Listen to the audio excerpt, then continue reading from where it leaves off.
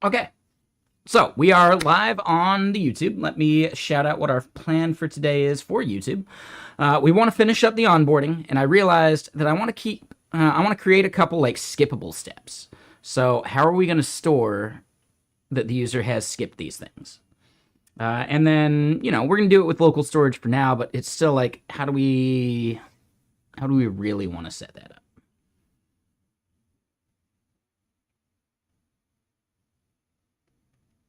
Yeah, so something to think about. And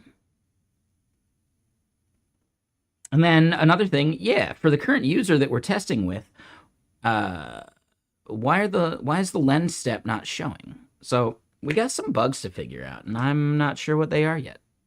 But we'll figure them out, won't we?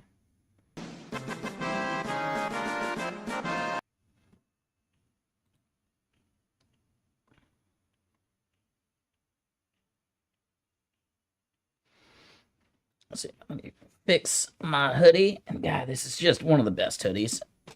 So good.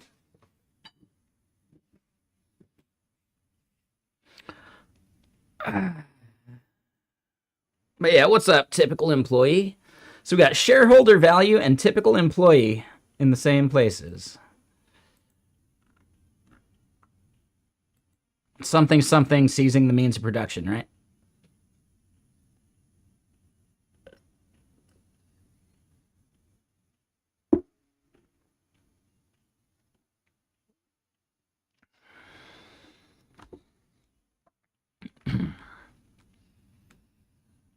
But yeah, how you doing? So yeah, we have this skipped value. And I only want valuation, not value. Ooh.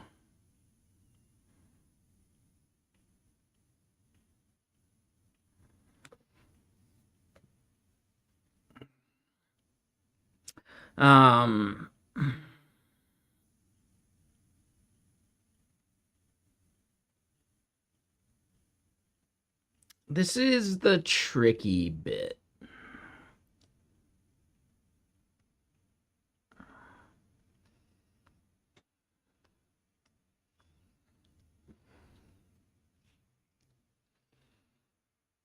So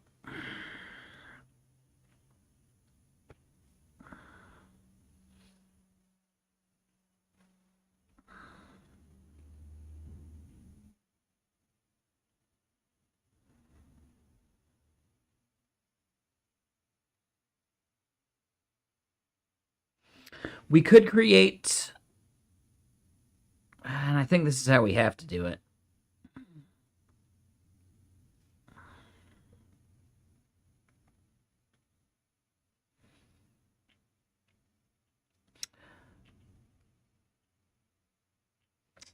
Yeah, we basically need to create another store. And that store is going to be something like, and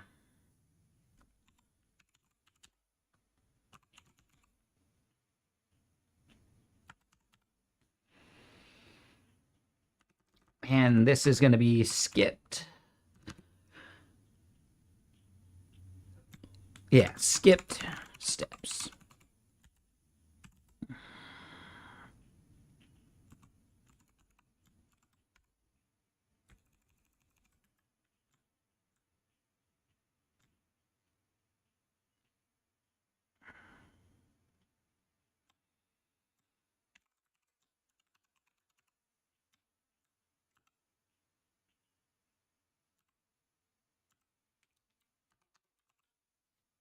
Okay, boom.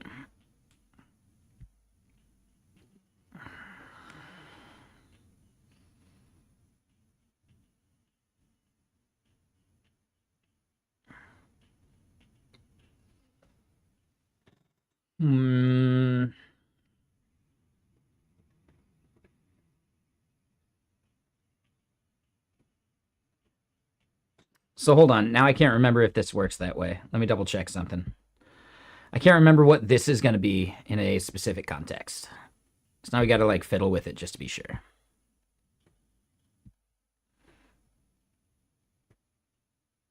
All right, so here's the idea. We've got foo equals that, right?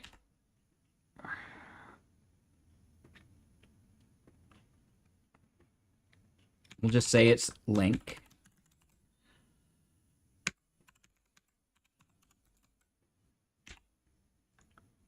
Right, and then here we've got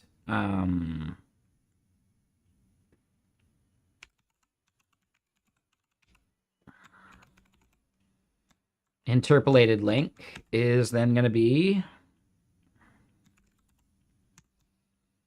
Now I can't remember if we need this to be.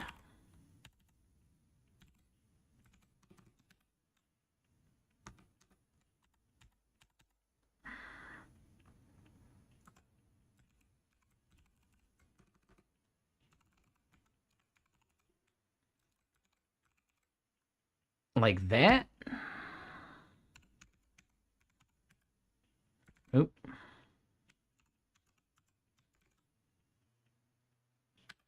Yeah, so it's undefined there. But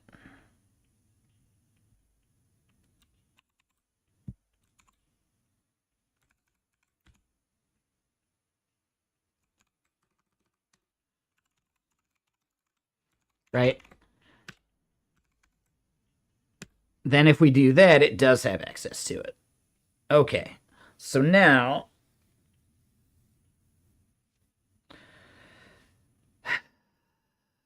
armed with that knowledge,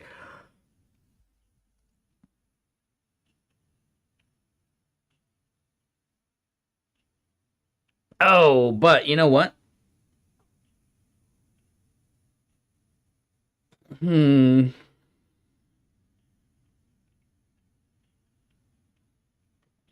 It's not going to have knowledge of what this is in that context. Right, so that is not quite what I wanted. Right, foo equals an object. We'll go link foo slash bar. But then this doesn't have any reference to it, right? So then this is where that gets a little tricky. And what up, Atraf? How you doing? So if we were to do this and then just say like, I don't know, skipped.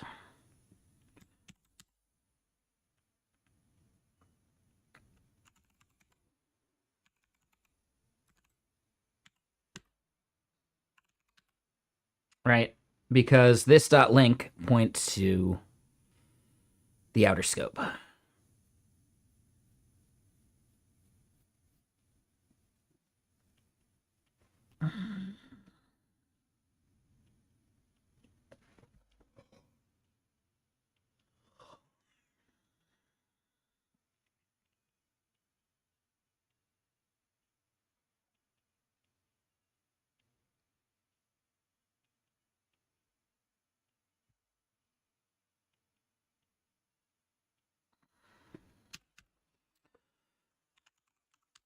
Right, so we can do const. This actually needs to be exported, so we're good there. And then this is const skipped steps.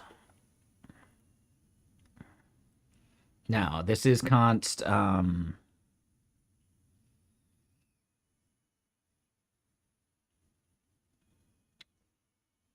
Really, Bullzone? Because it's kind of the opposite for most people, especially people that actually do suffer dyslexia. So I think you might just be bullshitting. Hence your name.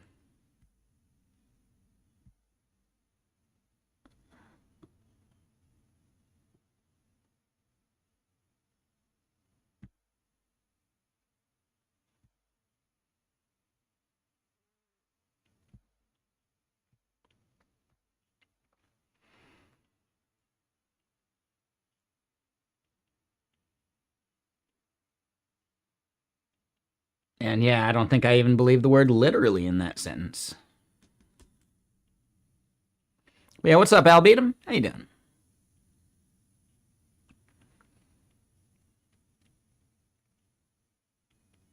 So we kind of just want to give these keywords.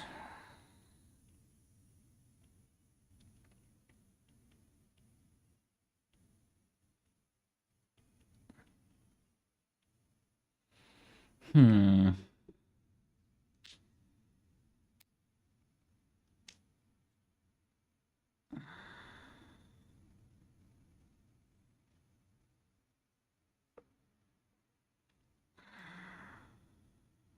feel like an enum would be the wrong choice here.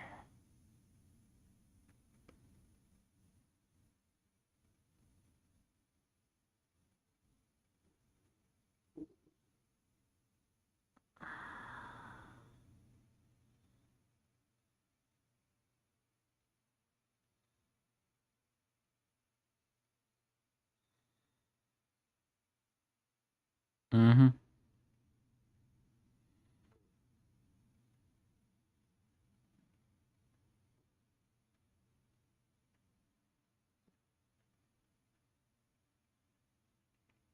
We could just have like a constant.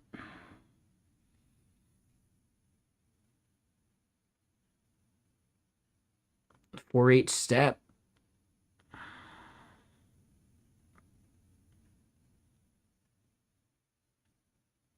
I don't know. Let's hammer it out. I'm not personally sold on the way I'm doing this at the moment. So yes, this would be keyword step.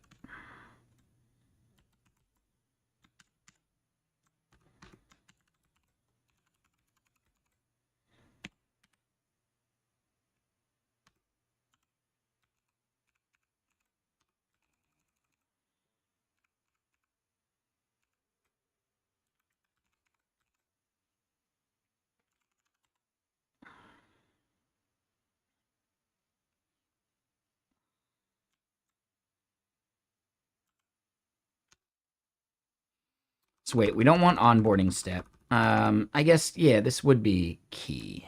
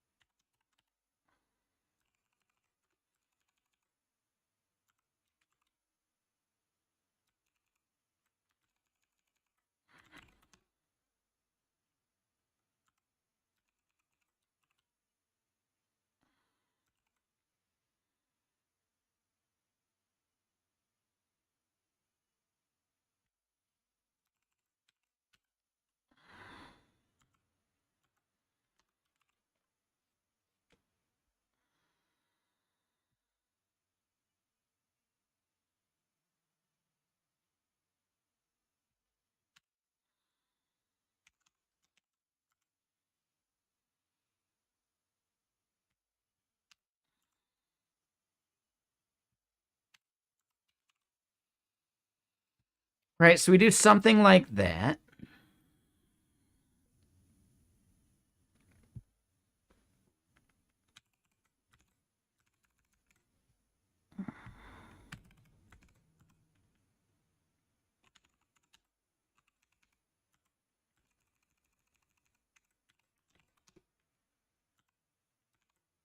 And then we do something like that.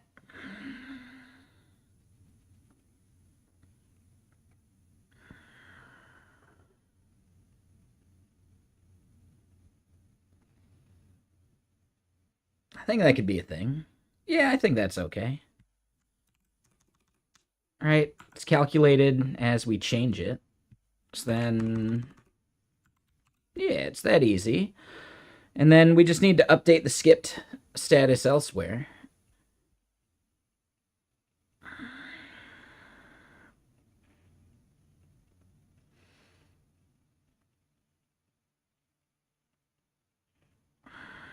I'm not sure the type safety helps that much.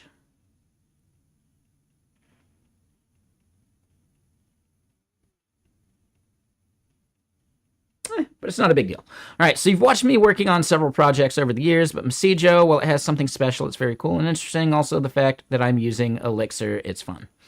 I mean, Stream Parrot's Elixir too. I've used Elixir multiple times.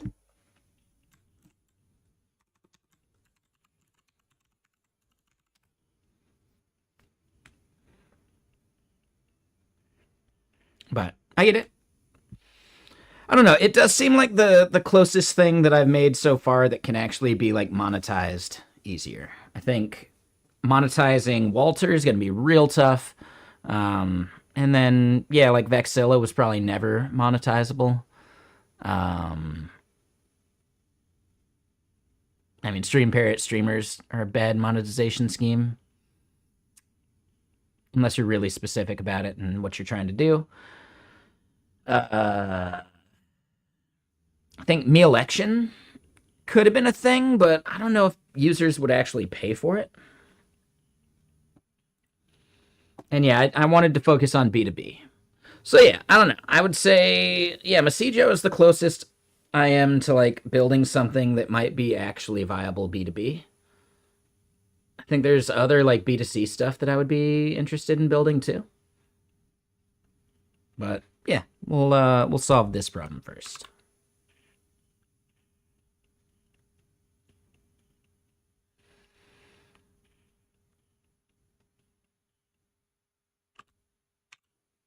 But okay, so we've got those.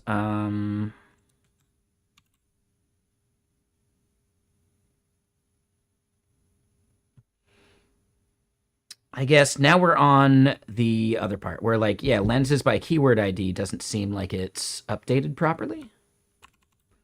So where are we doing that? On dashboard layout, we're setting this, importing, exporting, and then in here, we depend on that value.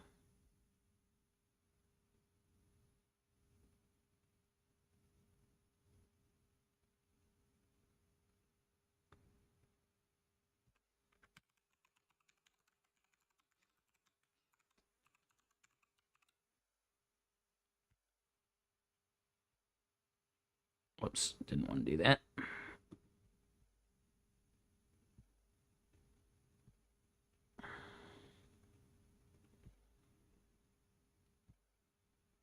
Yeah, so it's actually this check right here. Get selected org billing lens results. Oh, and yeah, no, yep. We definitely want that greater than 0.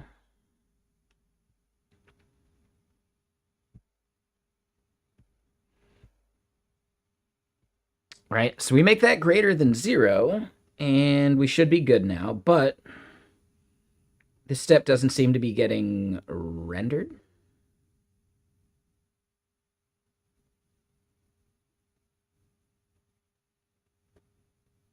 Not vibe coding everything with Ralph Loop.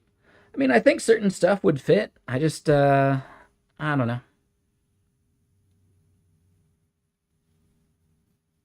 I need to fiddle with Ralph way more.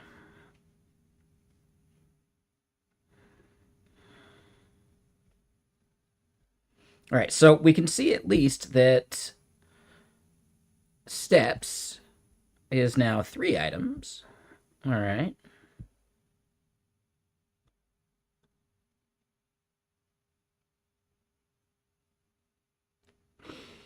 And it is not skipped, it is not disabled, it is not checked. But we don't show it in the header here. So that is a different thing.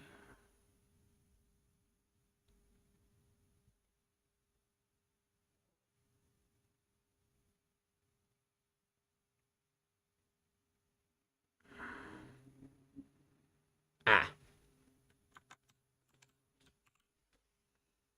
And there we go. And what's up, Binary Pie? How you doing? Well, I'm curious. Hold on. Let me double check. Am I still logged in on Reddit? Let's see how that post did.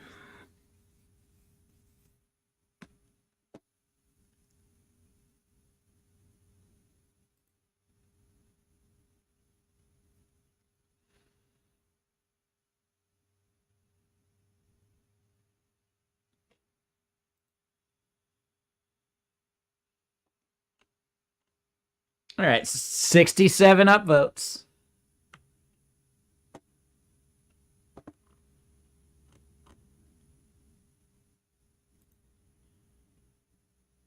Hold on.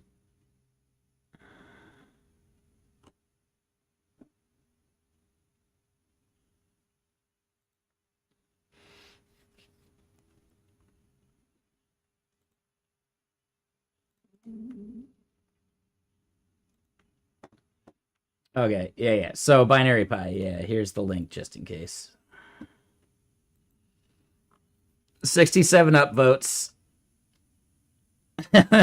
Some of my comments were really like well done. Like the I consider mustard spicy one. That one was good.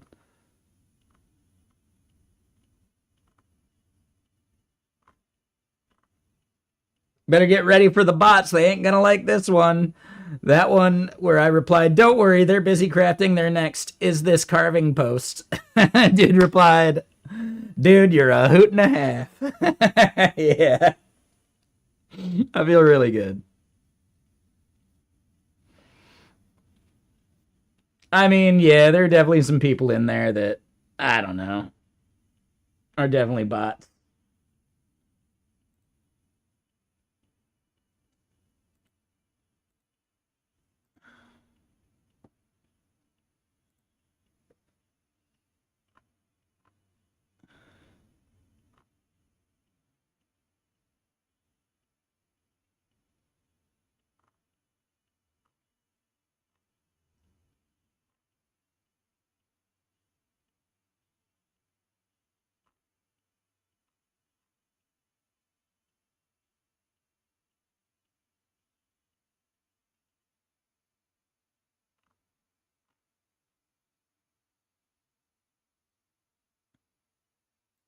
All right. Yeah. Anyway. Yeah. Kind of fun stuff. Anyway, let's keep going.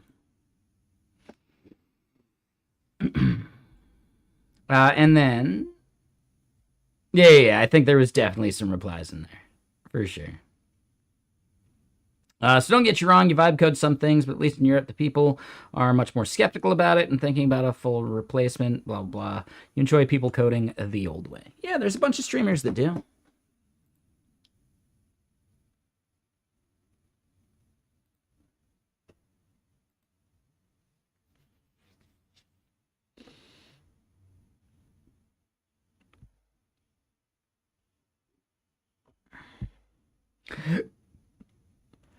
So yeah, here's the tricky bit, right? This is the only place that we show the onboarding part. When we click it, it does send us to here to create a new lens.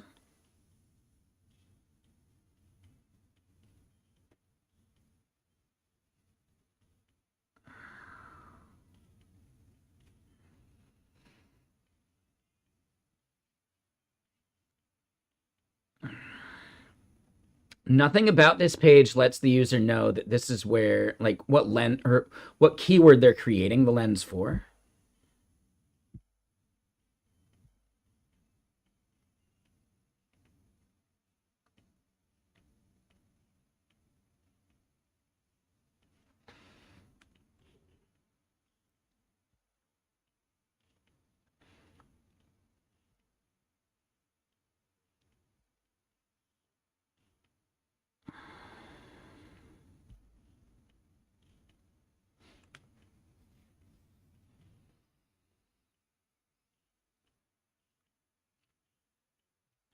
I guess what happens when we go mobile, right?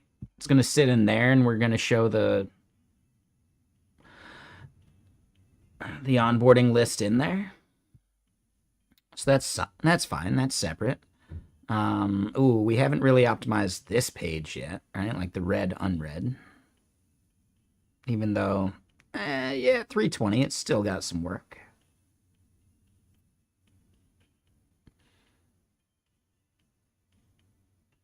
Okay.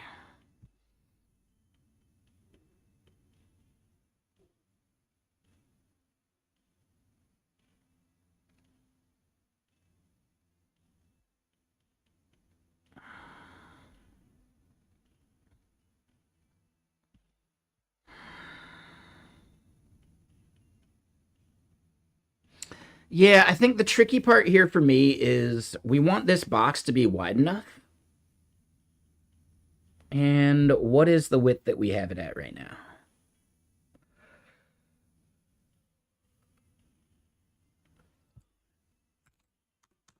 right? We could hard code 320px.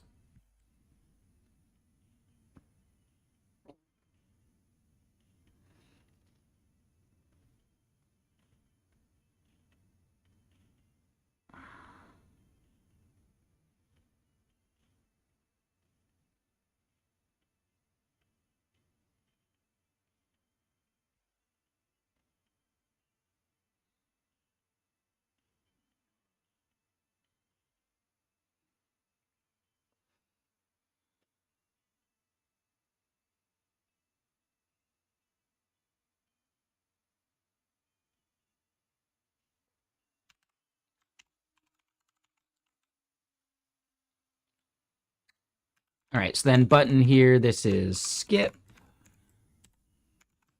We're going to want to have a condition for when we show this button. I guess that condition would be something like step dot check.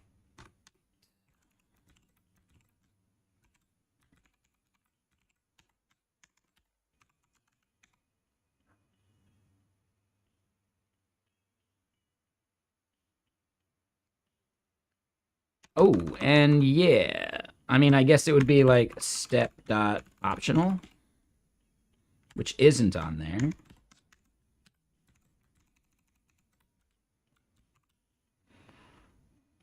So yeah, we got to go back to onboarding here, and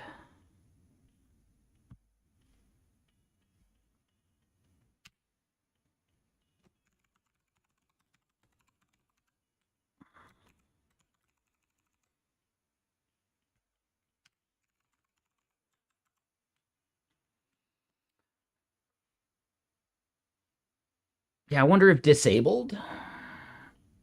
Yeah, disabled probably needs to be calculated a different way.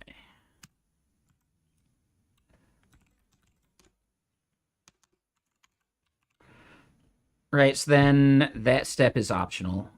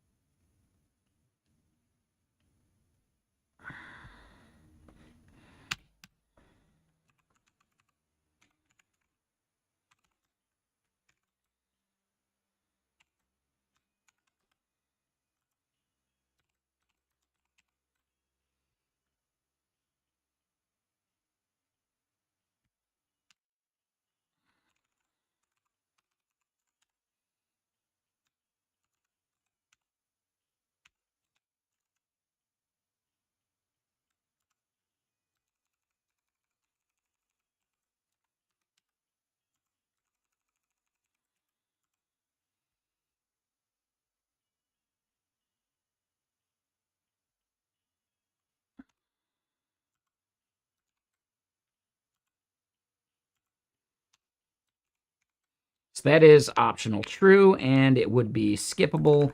It's not going to be disabled, and it's currently not checked, but this would be...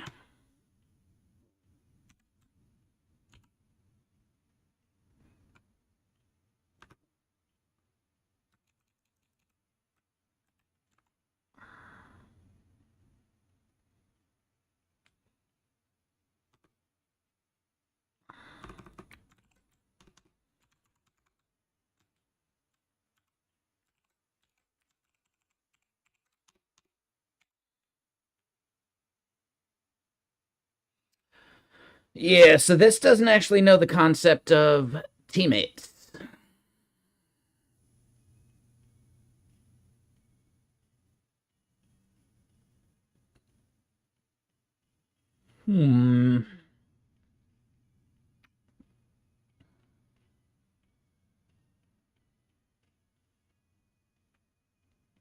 So I'm pretty sure if we go and look at it,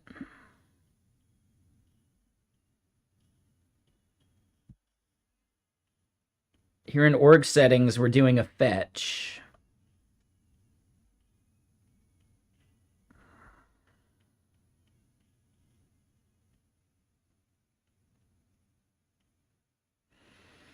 Yeah, we're getting like the current org users.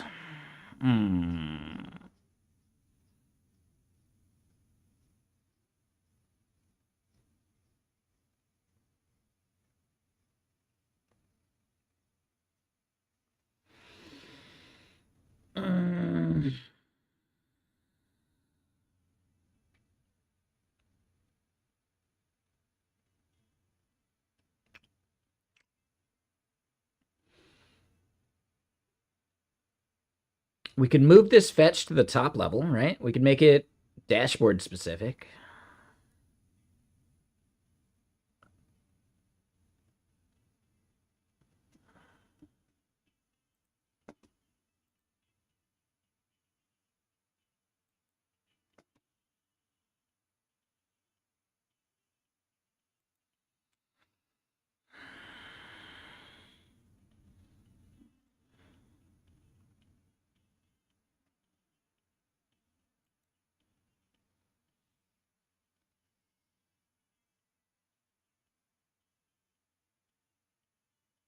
If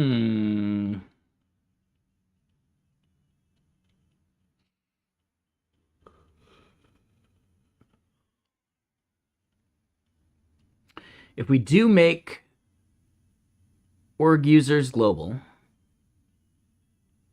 we have to refetch it when we change teams, but we're kind of doing that at the layout already.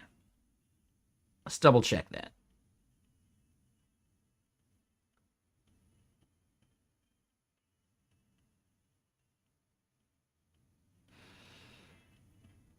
All right, getting like our org's quotas is something we do up there, sure.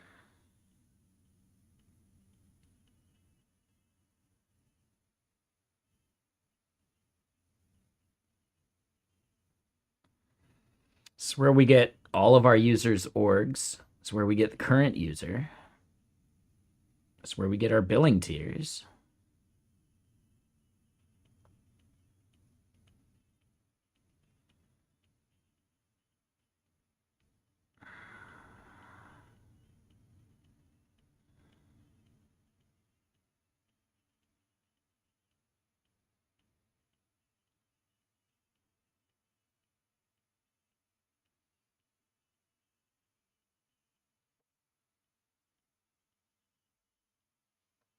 Yeah, I think I kind of like that.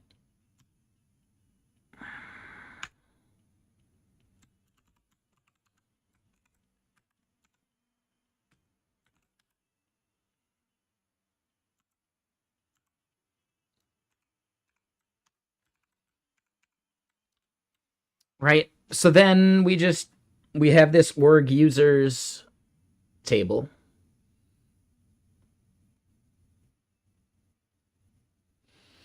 Or not table, but like global storage value. And then we can use that within our onboarding status. This is then going to go and like fetch globally.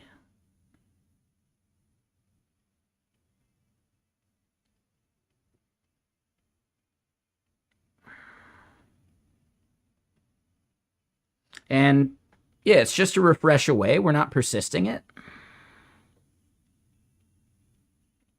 So that's kind of not the end of the world anyway.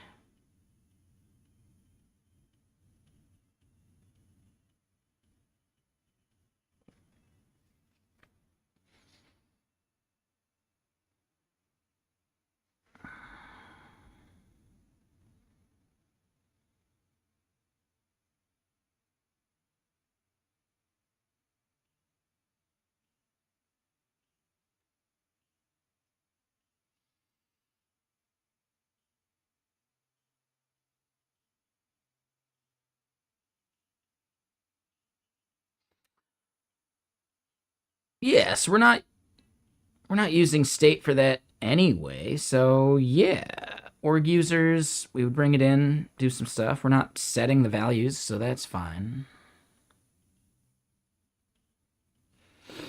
Okay. All right. Yeah, I like that.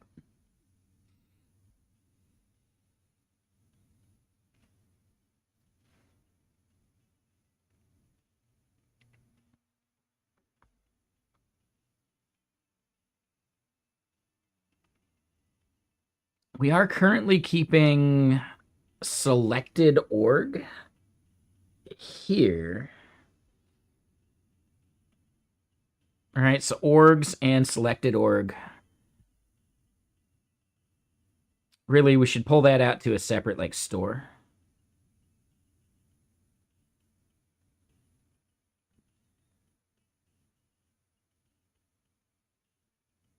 Yeah.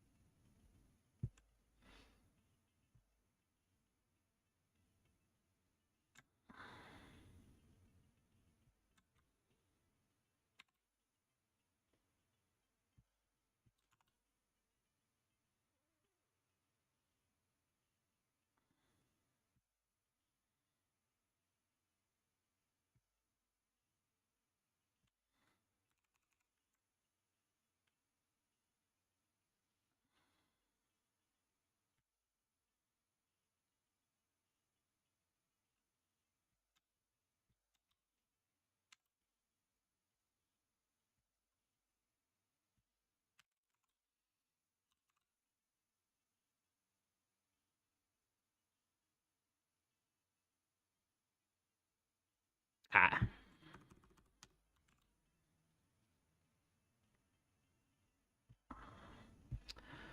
All right, and then, yeah, here.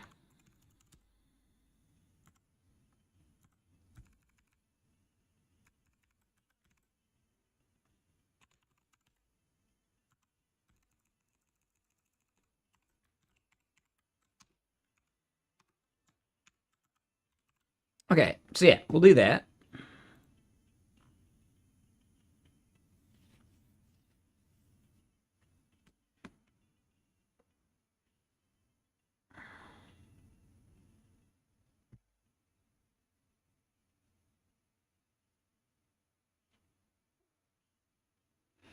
I'm not sure that's actually correct.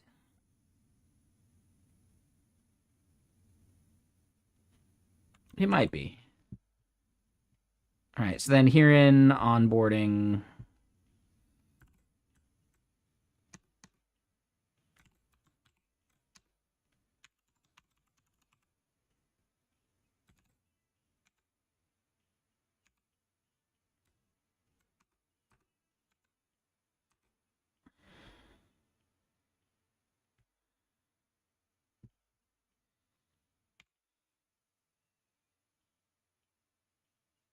but hold on.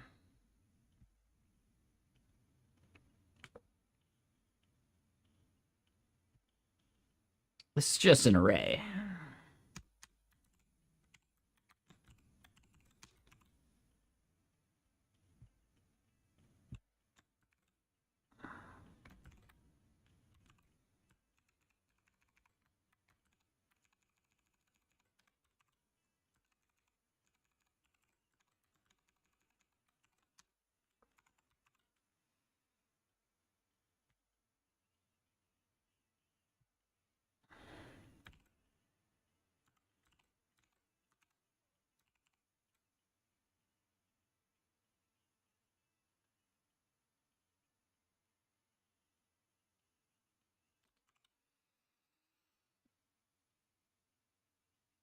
All right.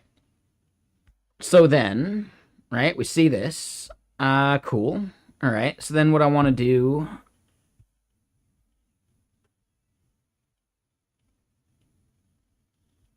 in the dashboard layout, and yeah, we just need to fix this.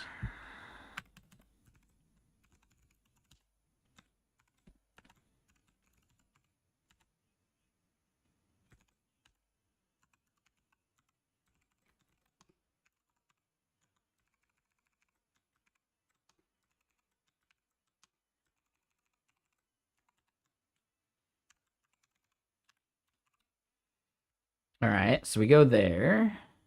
That part's fine. And then, yeah, this part.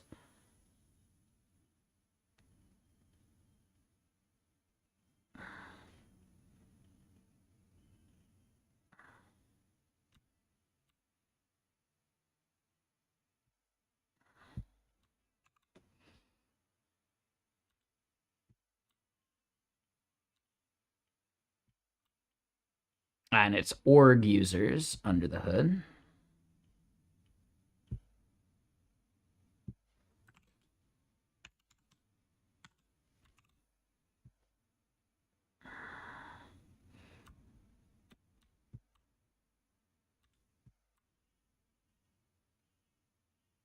And org user response is actually it. It's not user response.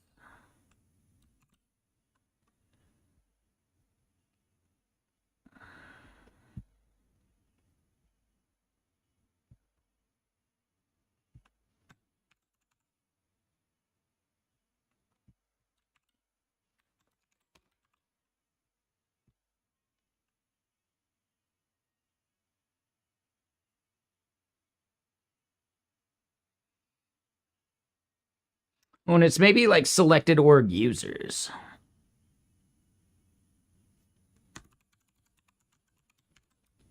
Oh. Yeah.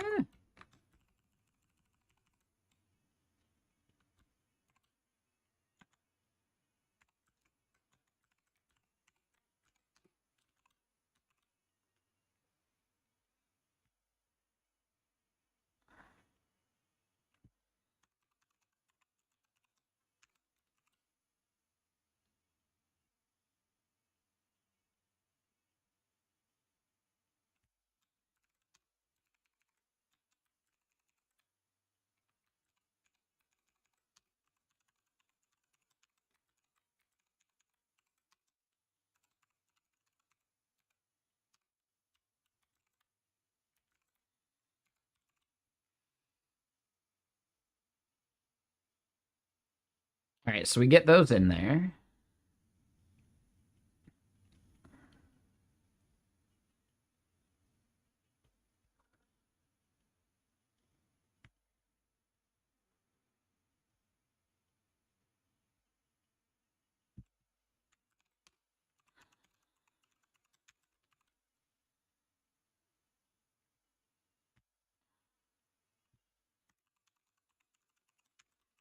There we go.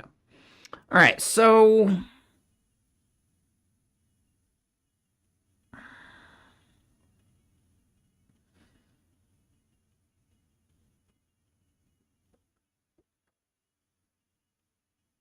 this, yeah, whether we're using store.set or set notifications, it should be the same thing there, so that's not a big deal. So then when we get to this part,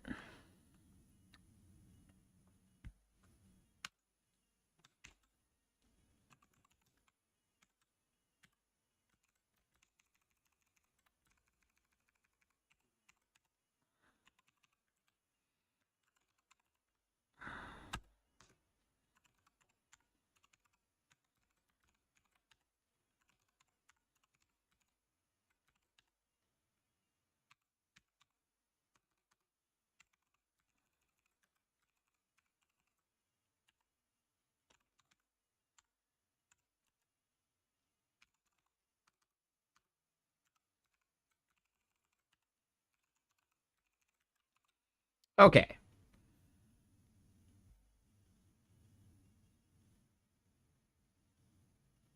Hmm.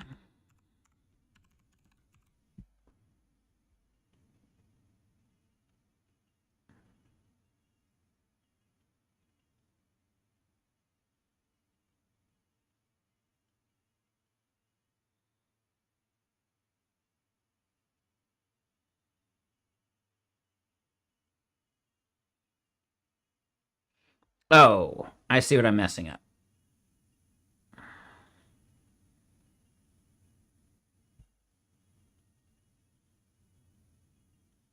No, I don't. Wait, what?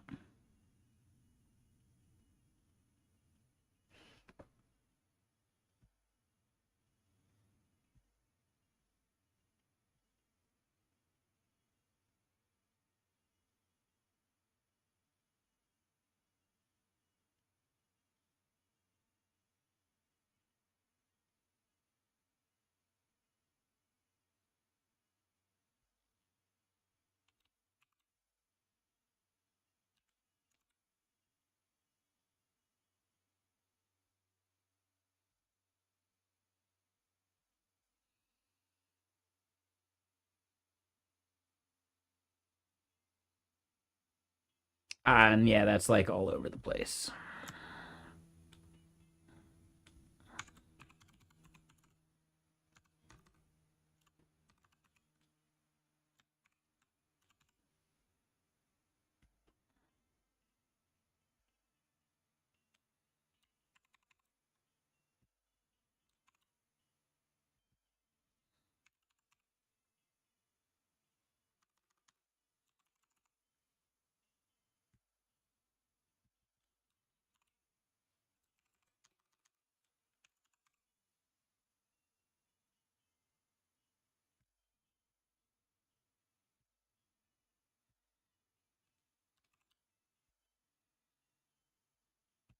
All right, so that doesn't fix everything. I think there's at least a couple places. Yes.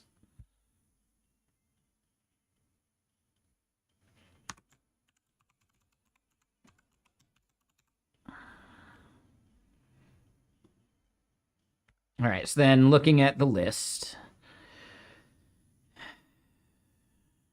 Yep, there's going to be a few places where that just needs an update.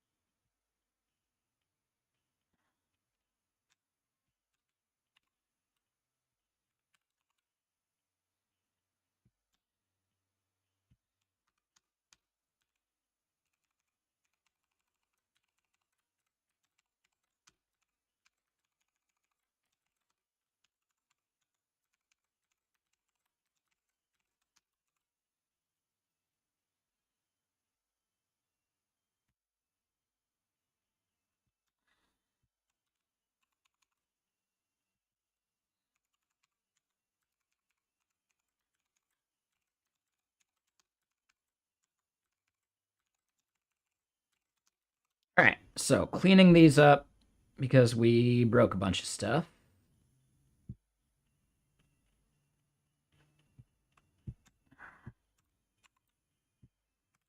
And what's up, man from heaven? How you doing?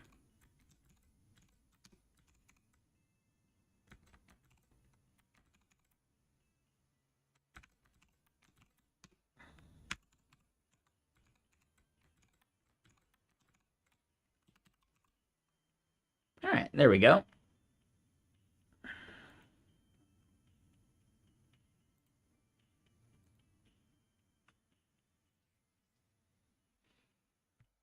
So that should at least allow the page to refresh.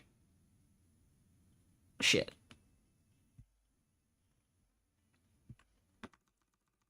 Not quite.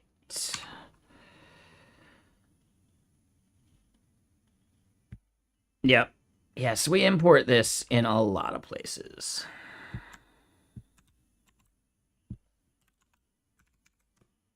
Oop.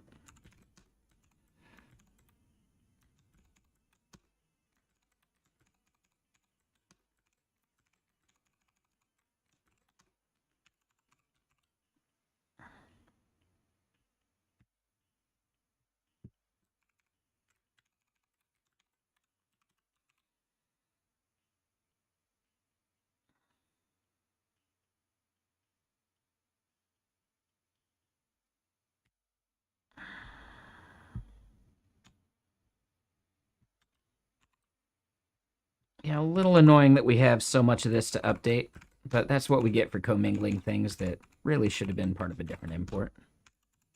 Like from the start. So that's on me.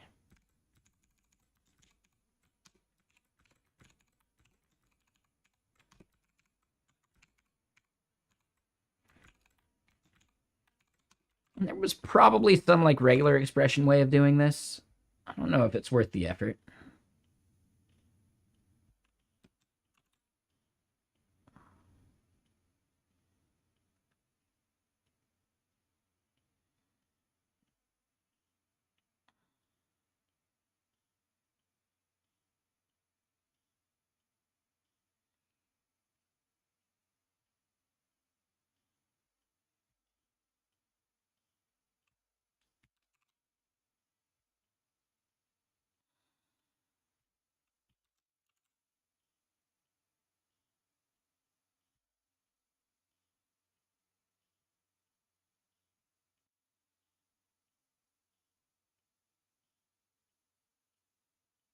All right, so now in onboarding,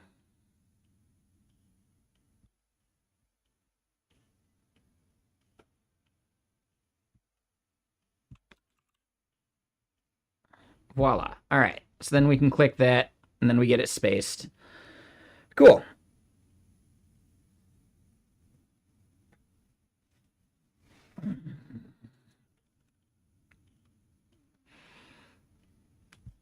All right, so then we go back to dashboard layout.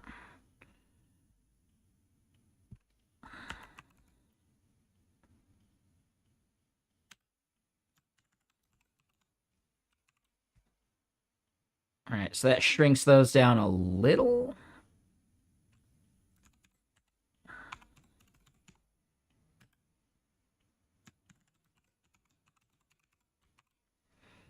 Do variant no shadow. I still think there's a bit much going on. And what's up, Krasner? How you doing, Mr. Sir?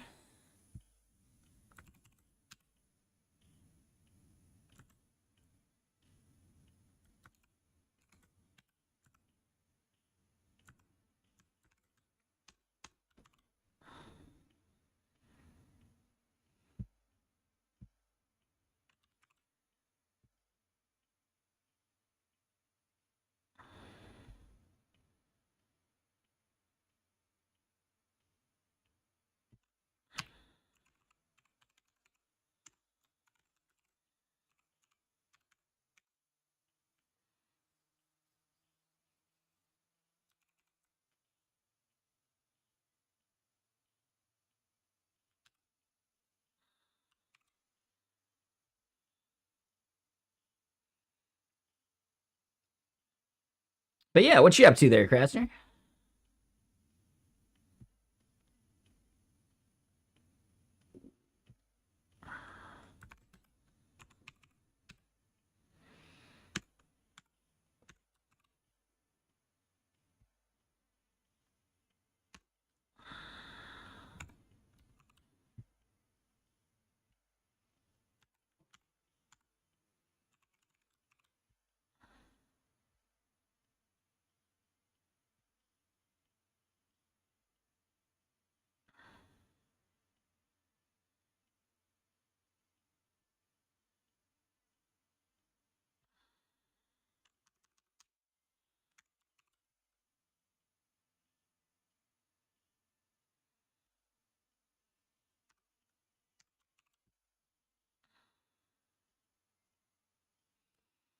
All right, those look a little better spaced.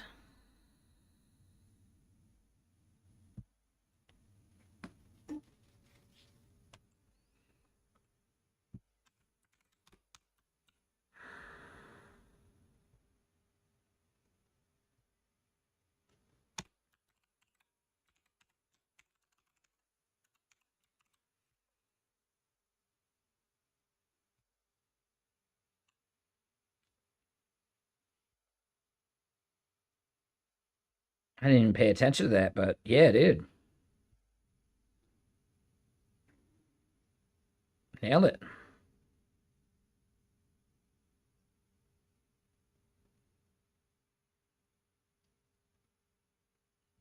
Nailed it.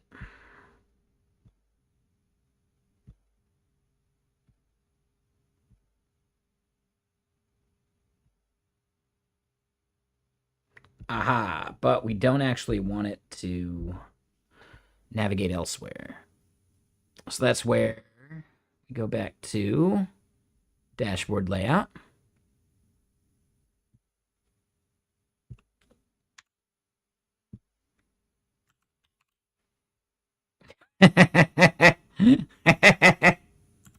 Sure, that's totally what I wanted.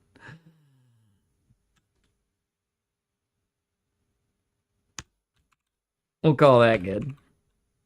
Let me get more music going.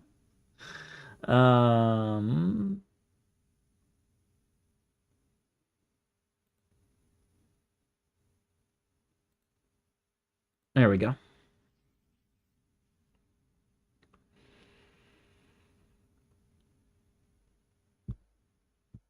But yeah, after having reset that, cool. We have skipped the steps we care about. And if we go inspect element, we can reset that.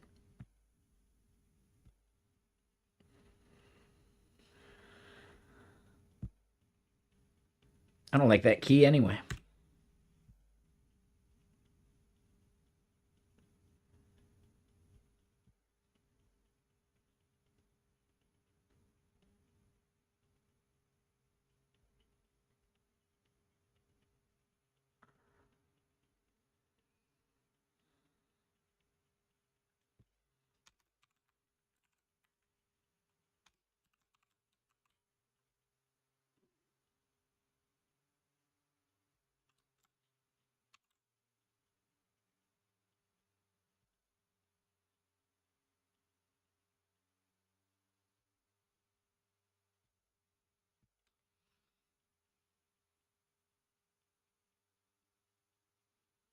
Not bad.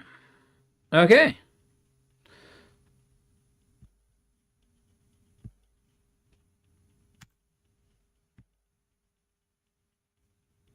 Shit. Yeah, that feels pretty good so far.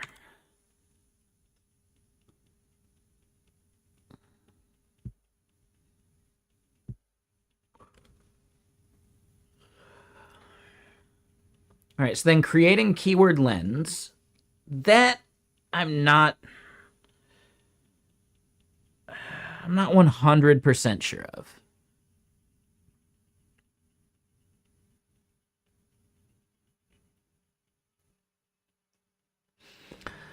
Like honestly, we should be letting the user know which keyword they're creating a lens for on this page.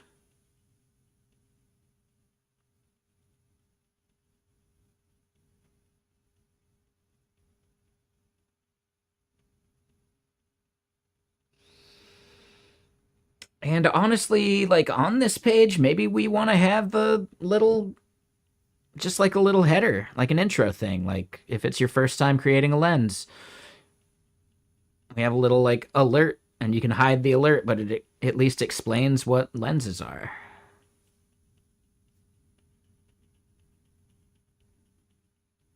I could be into that.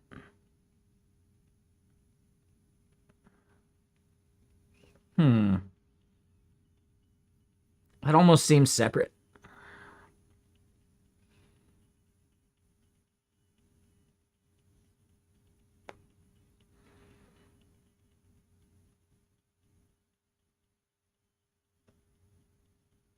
I do think it is pretty close to mergeable.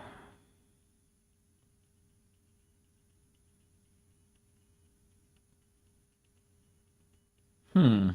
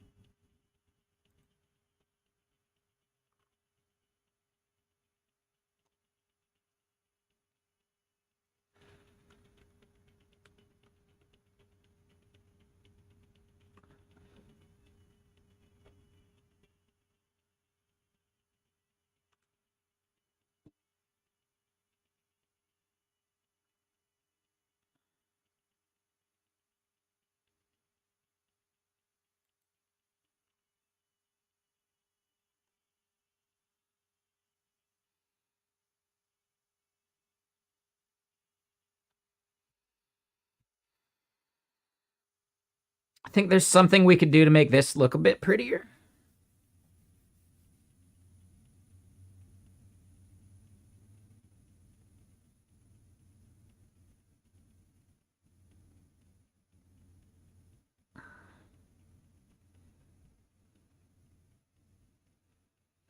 Like, what if we delete the keyword?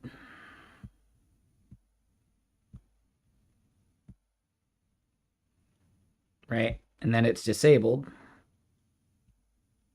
When technically that should have been disabled too. So we're not done yet.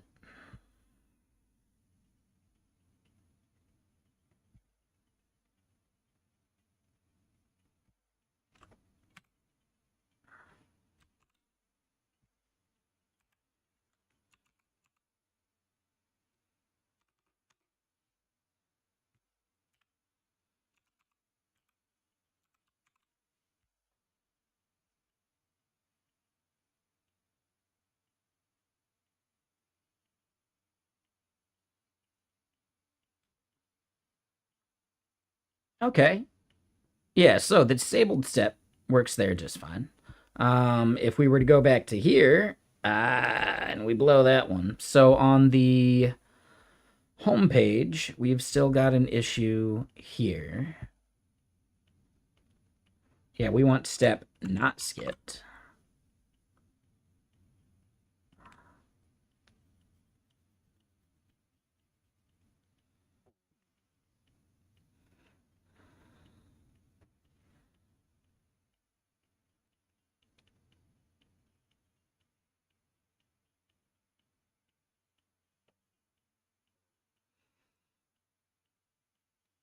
We are handling the disabled part. We are handling checked, title, link, all that.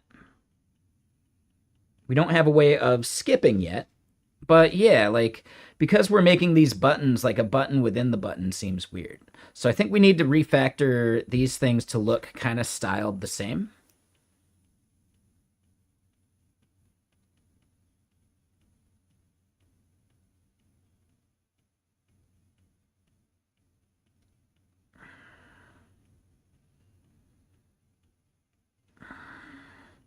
Not 100% sold on this styling up top either.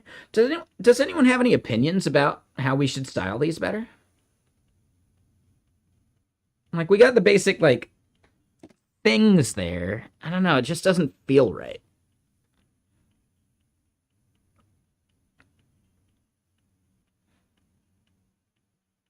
Let me go use the restroom and rinse out this beverage glass. And yeah, I'm really into yeah, what kind of design feedback do y'all got? Because I am curious. I have a couple ways I could go with this.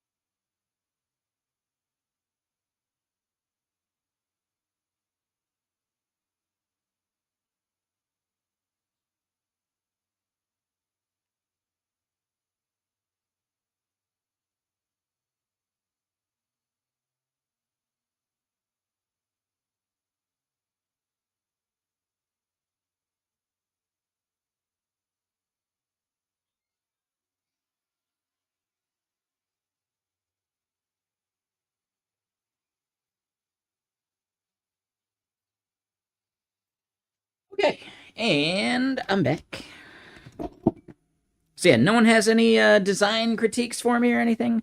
Krasner, I know you have strong design opinions.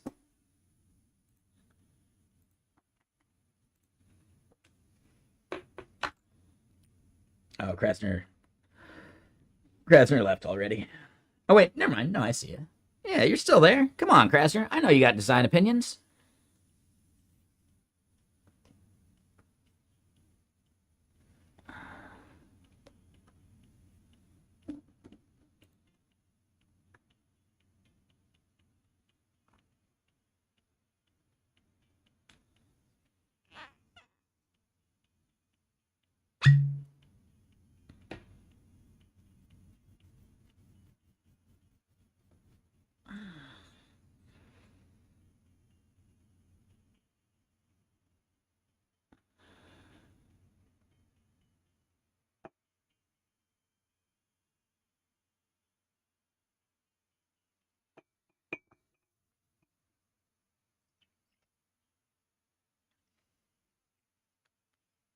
Nobody has any design opinions. All right, well.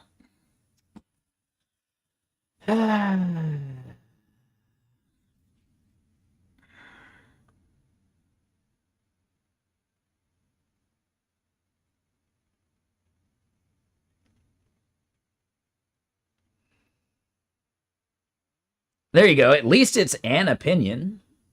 Just because it's bad doesn't mean it's, you know, it's still better than no opinion.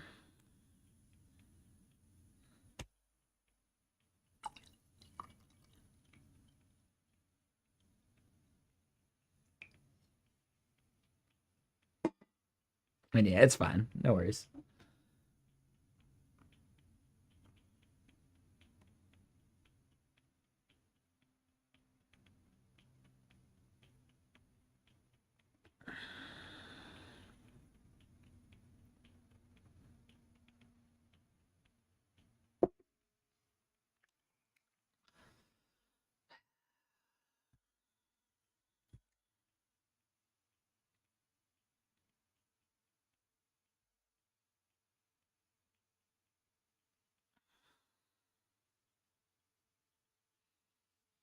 Yeah, I don't want them to look like buttons. I am wondering if maybe this drop down should be a different color.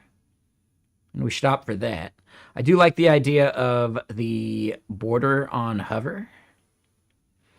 All right, the skip button, I think I might want to make... I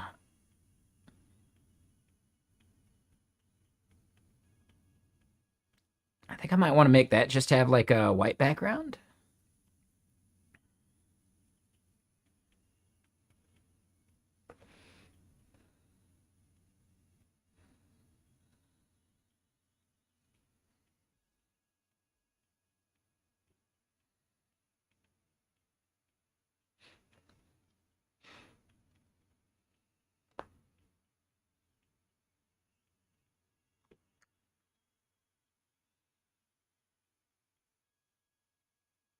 I think instead of the red circle, we probably want to do like a red X or something, right?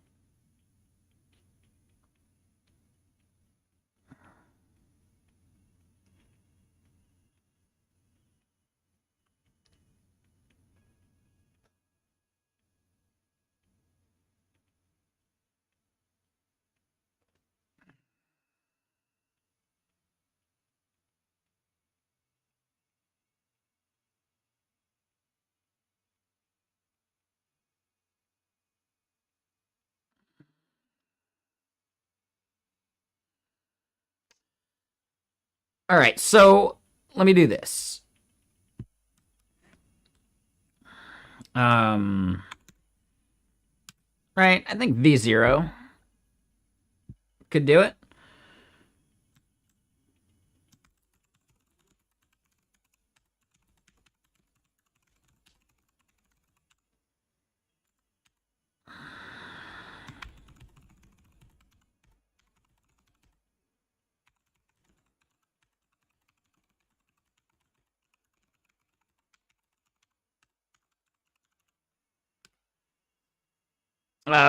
Yeah, whatever.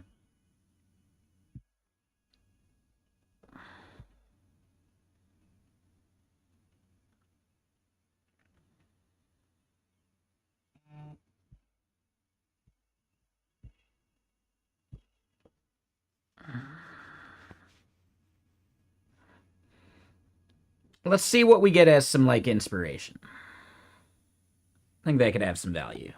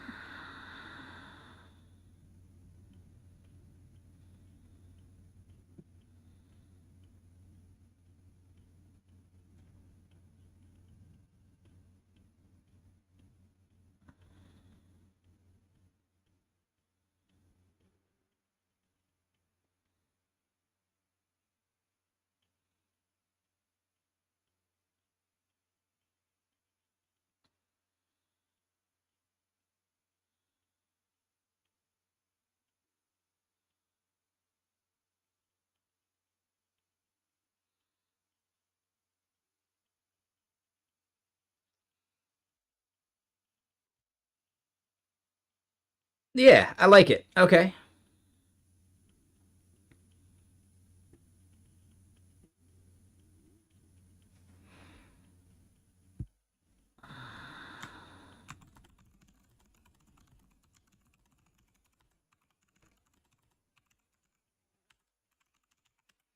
Just see what we get as an iteration on that.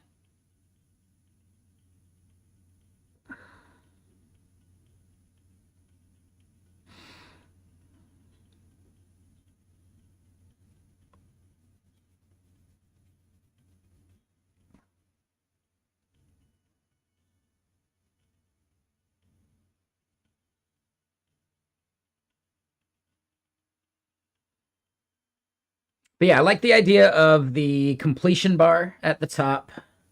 Maybe getting started or onboarding as like a title, right? A percentage complete. I think a lot of these are actually, yeah, pretty nice design ideas that someone who's a bad designer like me would not have immediately thought of.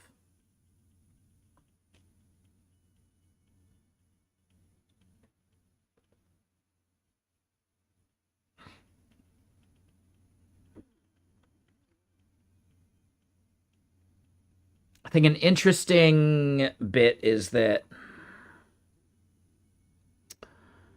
there's that like horizontal line between getting started and like the steps in the drop down, but we don't see it.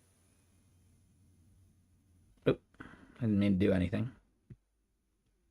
Okay. Yeah. So maybe even making it look like a button is a bad idea.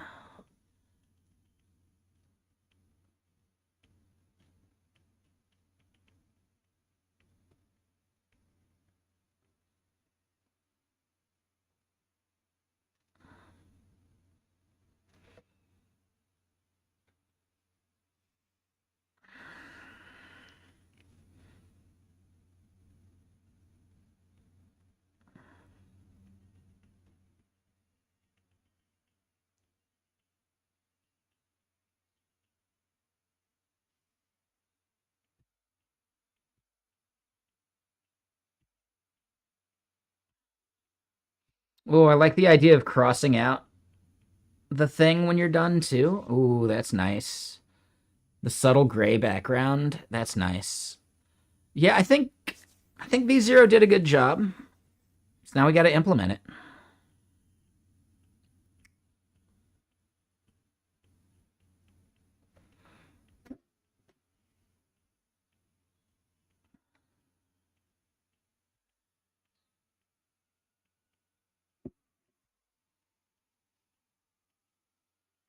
All right, we're not going to be rounding any of that BS, but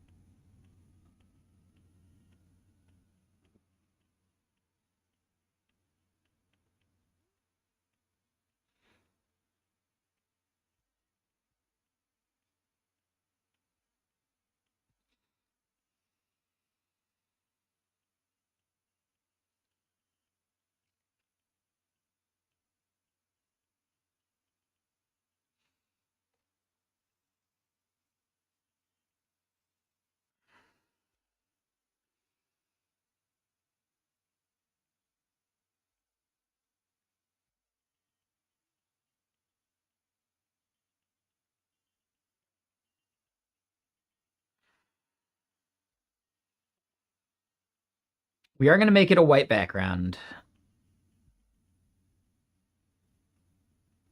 Yeah, okay. No, I like it. So, yeah, what I think I want to do is I want to make this like one unified component then.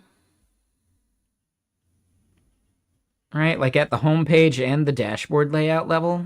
It's getting a little annoying.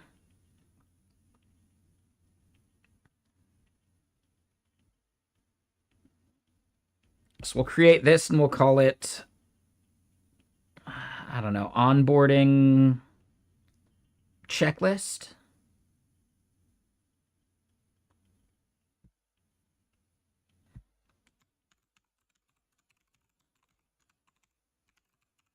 And really, the icon is not as important anymore.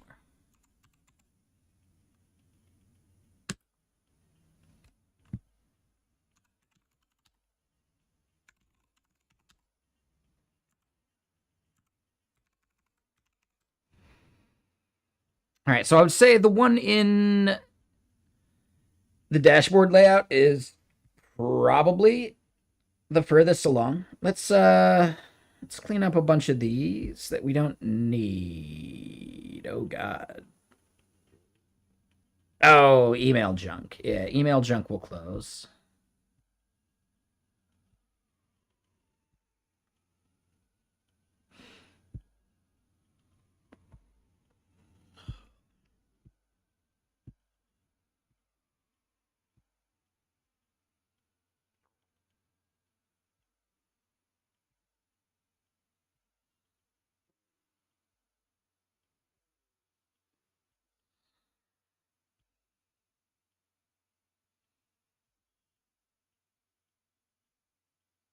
All right, so then, yeah, we go... Oh, and right.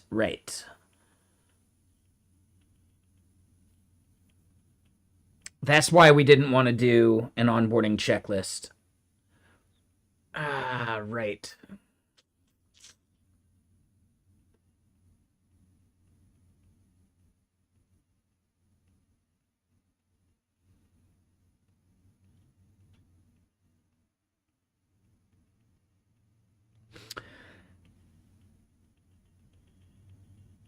Yeah, so the main reason we can't do that is because we have a different component that we're doing here. It's button versus drop-down menu item. But I think the rest of the stuff we do could actually be like an individual checklist item. So yeah, that's why we didn't want to do onboarding checklist. We're going to say onboarding checklist item and onboarding checklist summary.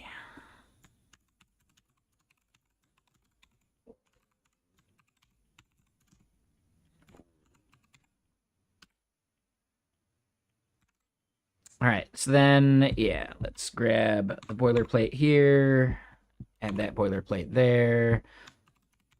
Summary is like the section up top with the progress bar and all that. This becomes item. So at least like we'll prevent having to deal with a bunch of that BS. We should be all right. So then, yeah, we'll save that. We go back to here, and this is the thing we'll care about. So there will still be some duplication of like the looping and our skipping logic and some of that. And like, you know, the title and disabled making it in there. We can make this key instead of title. I don't think that matters much though.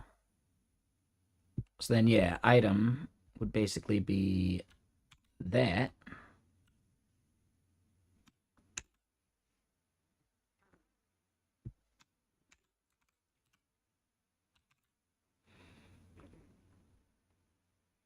And then step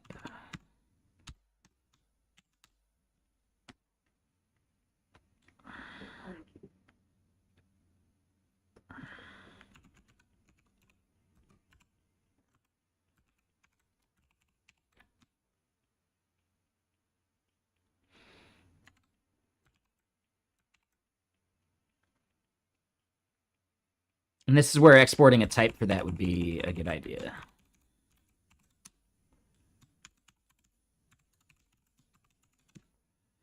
All right, so we need to create a type for that.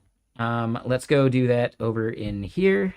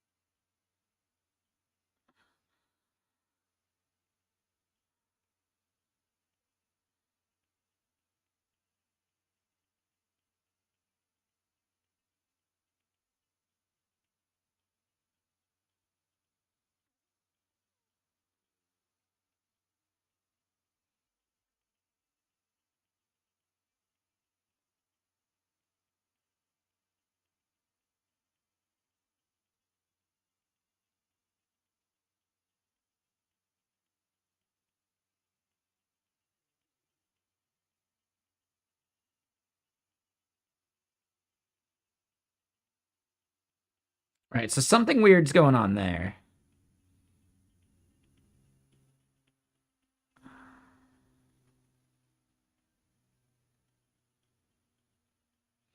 String is not assignable to type onboarding step key.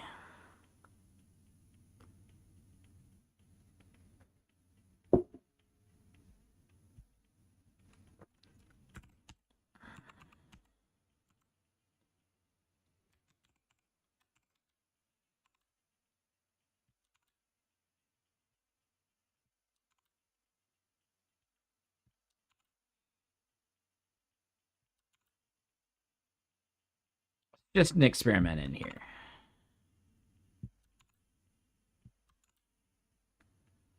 And that fixes our error. So yeah, we need to do that cast. That's a little annoying.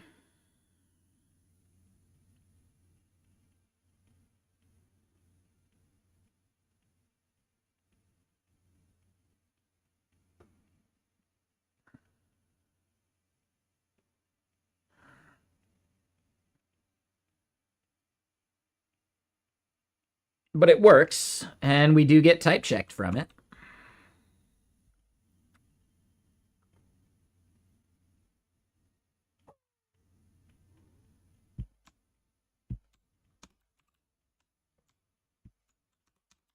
All right, so we've done that part.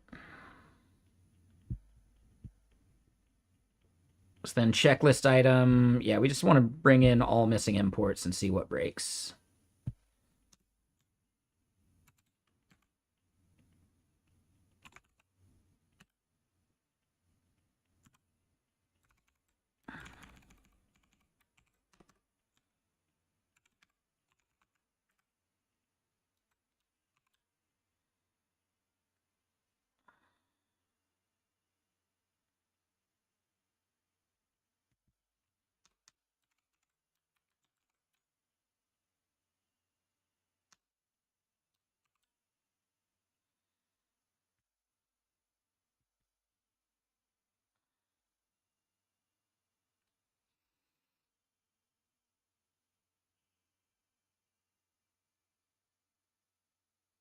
Yeah, that part seems fine. All right, so then button should not have been imported as a type as well. That is a little weird to me that it keeps messing up those imports. Store, we need to define.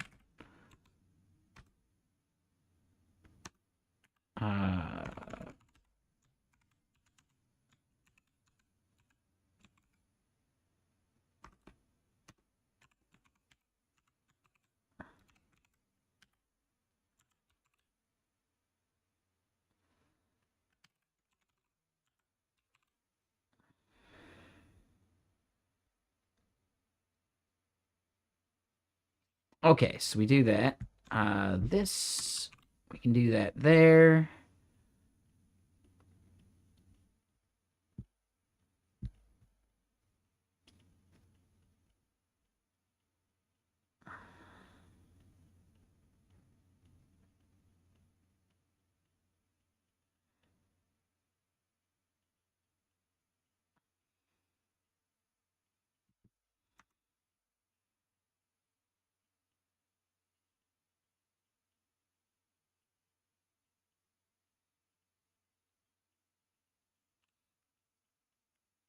And we'll do no shadow still.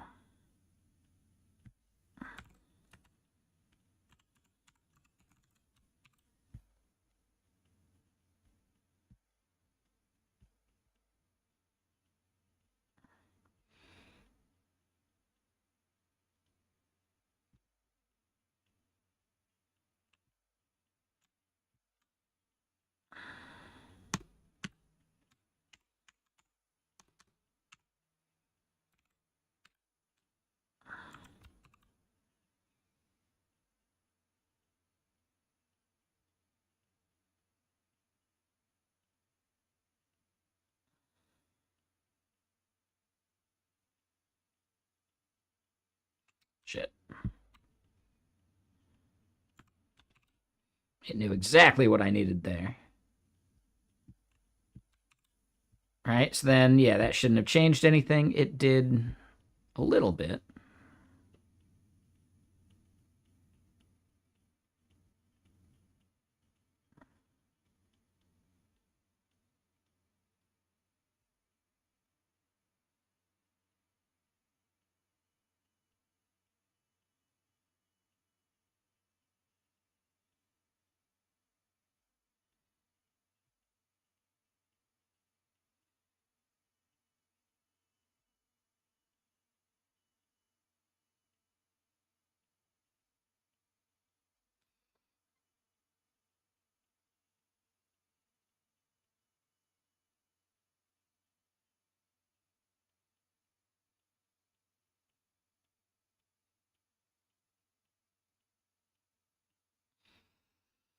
So I think part of the problem after replacing that is that this as child no longer does what we expected.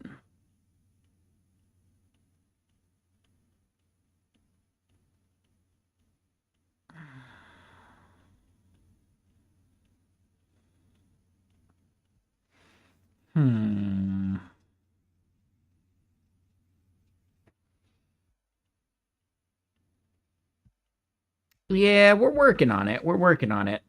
There's definitely like, I don't know, some like styling fixes I really need to do.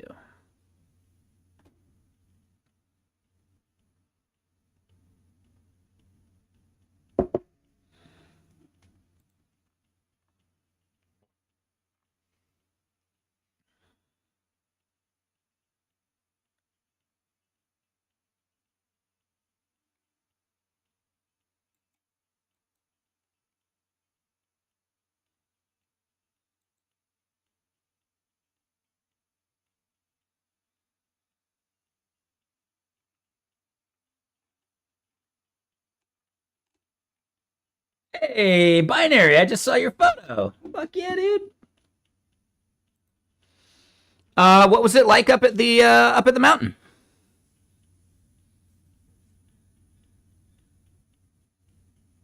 Like, is it slushy? Is it bulletproof? That's definitely Stevens Pass.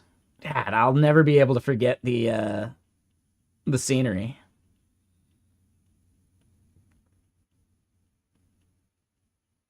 Weird that they're like up over on the upper side of Brennan's there. Like they're not even going over to the left area. Is it just not filled in enough?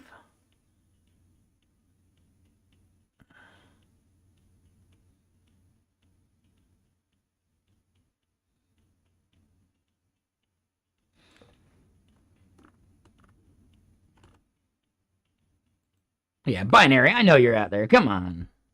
Yeah, I assume you had to step away. But dude, that photo looks good, man.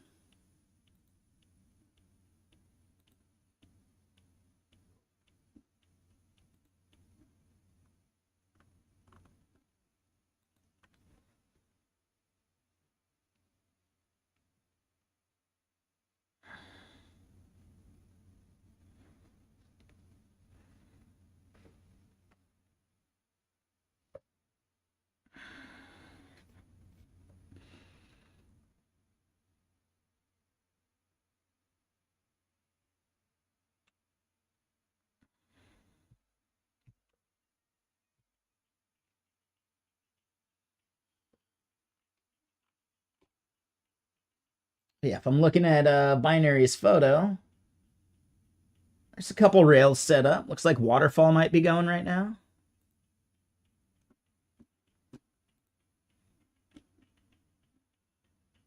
Yeah, Stevens doesn't look too bad. I mean, definitely pretty bare. I want some slush. What is this tool doing? I guess it's hard to do the command, but it's at Messijo.com. Let me copy and paste it, I guess.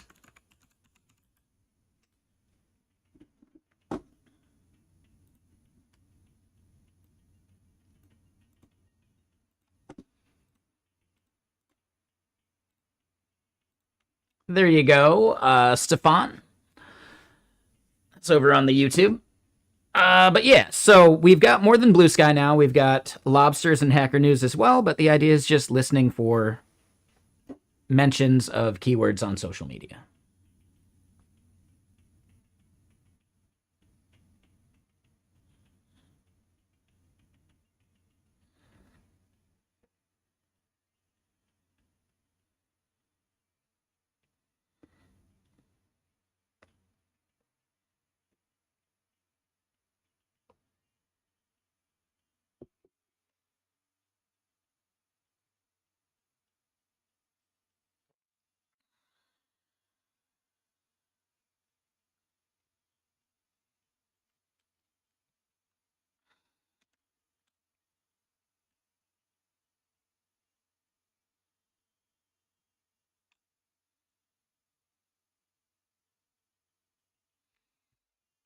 Does that help answer your question, though, Stefan?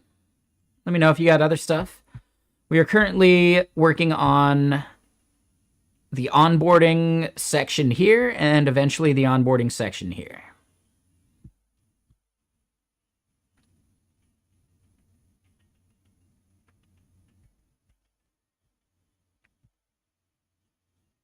Oh, and that's,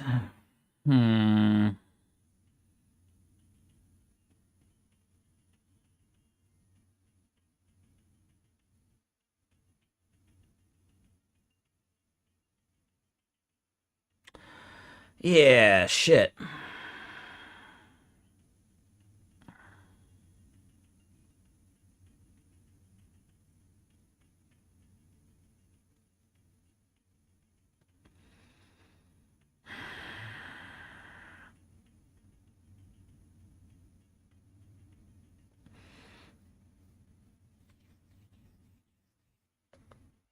So it leads me to believe that we probably still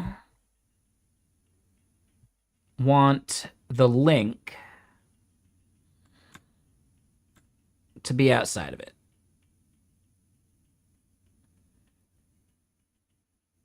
Oh, yeah, what's up, Brainless? Yeah, what a worthless number, 105. Lame.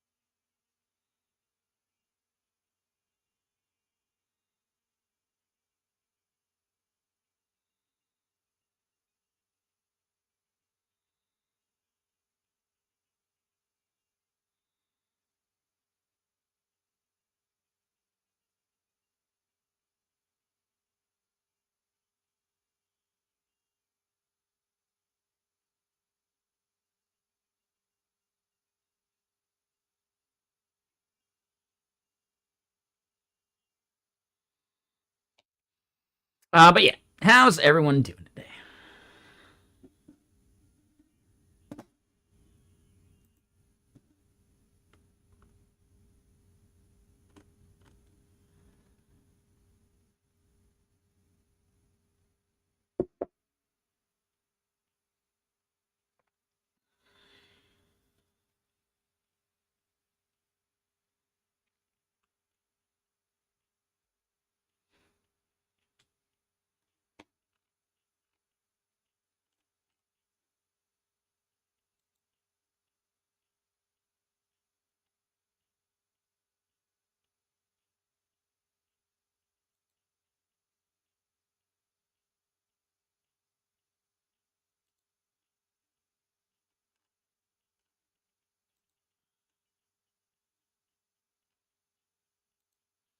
Okay.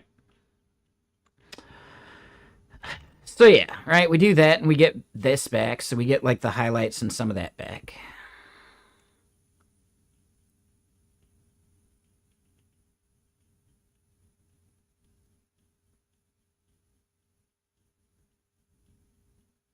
So then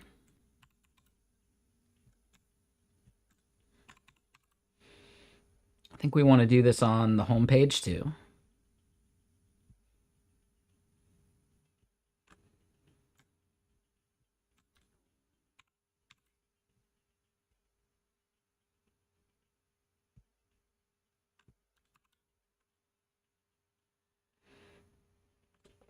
Right? So we get something like that.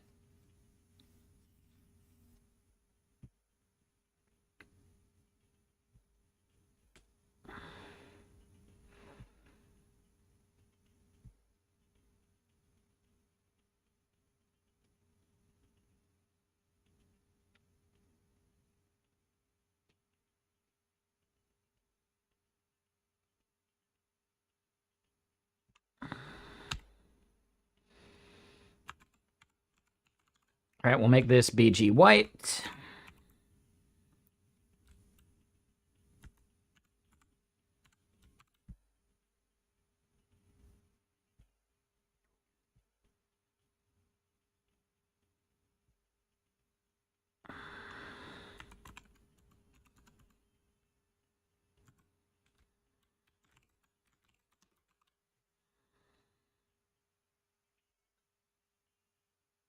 All right, yes, then this goes no shadow.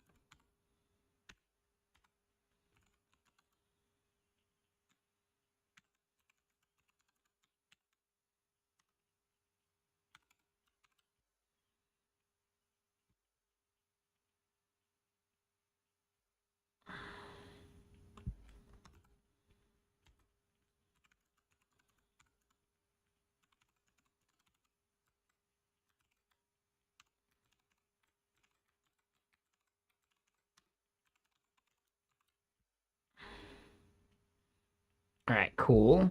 So then we'll go gap 0.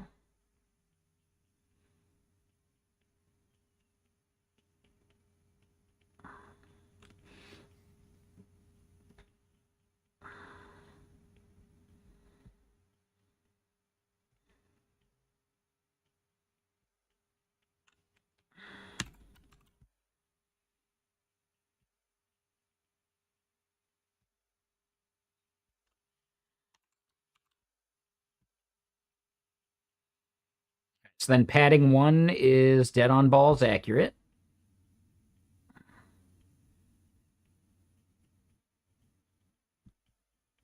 I think padding on this thing is off. So on the button,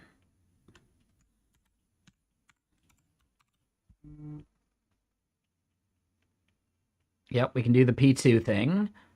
So now they're at least closer to what they should be.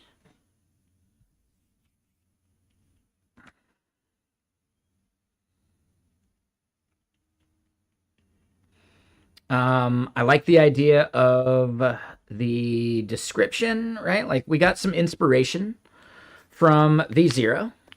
I like the idea of crossing off the title. What I think we're going to end up doing is having like a condensed or not version.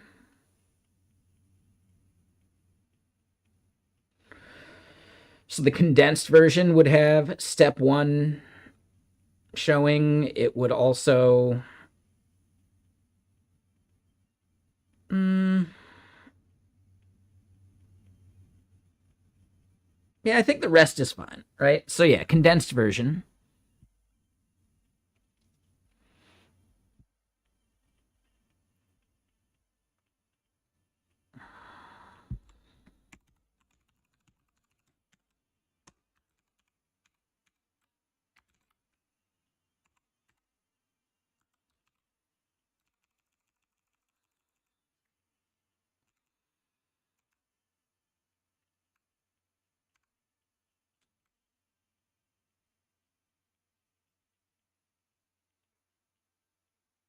All right, so now this is kind of the tricky part. And yeah, Brainless, what you been up to, man?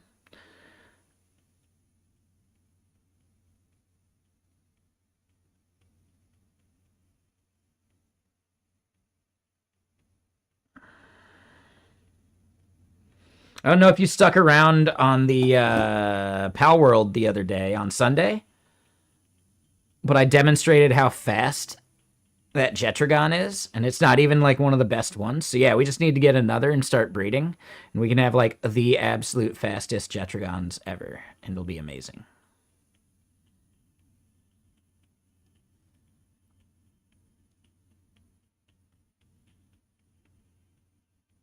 Accompanying your mother for a medical procedure. Gotcha.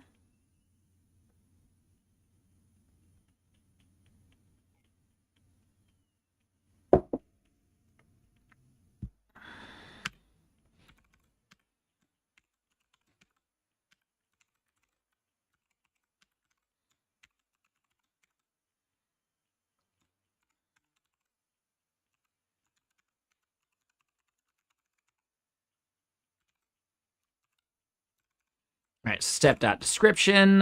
This is flex call.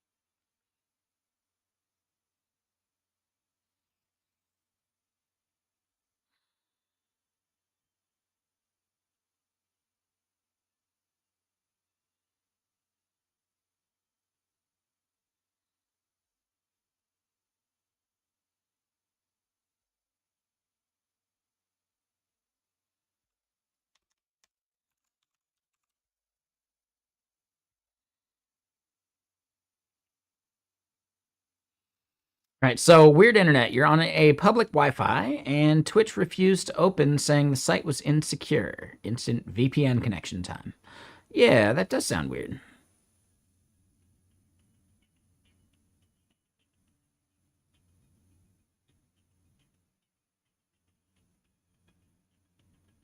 Huh. Yeah, public Wi-Fi can be weird sometimes. I don't know. Maybe the public Wi-Fi is someone man in the middling, but the VPN should protect you anyway, so good enough.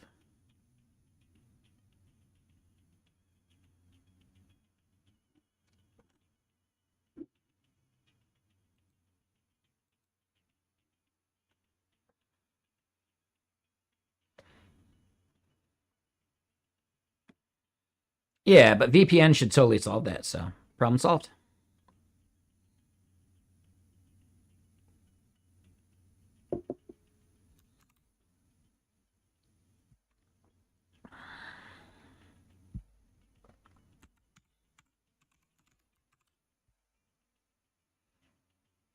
All right, there we go. So that's a little nicer. I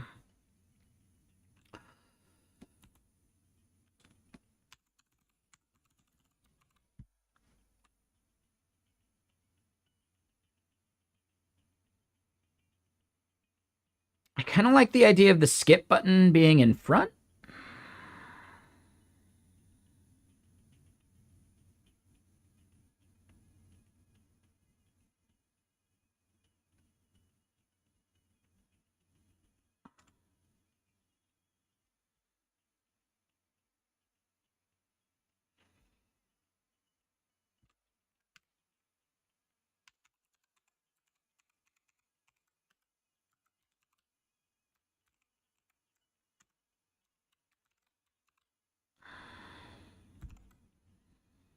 All right, so index is required.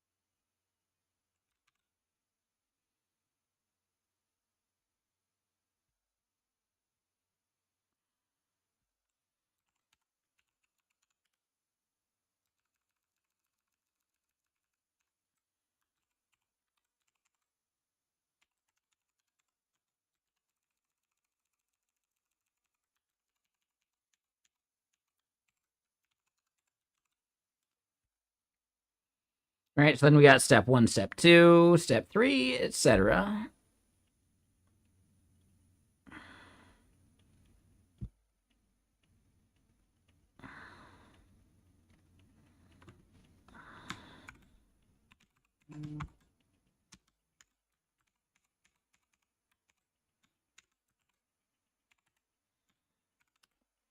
All right, so then this is going to be line through step skip,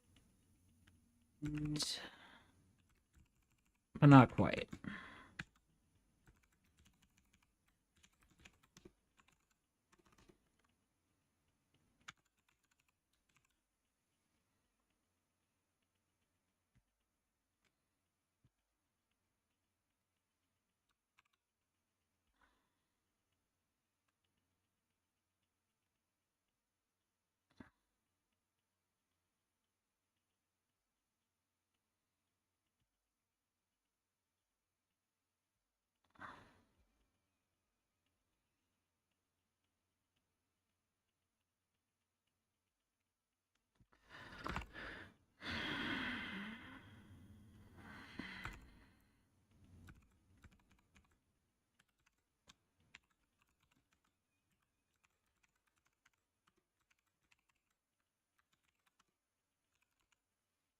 I think that just has to be a div. It's technically, you're not supposed to put divs inside of spans. At least I remember reading about that at one point. Let's do P or hold on, CSS PT2.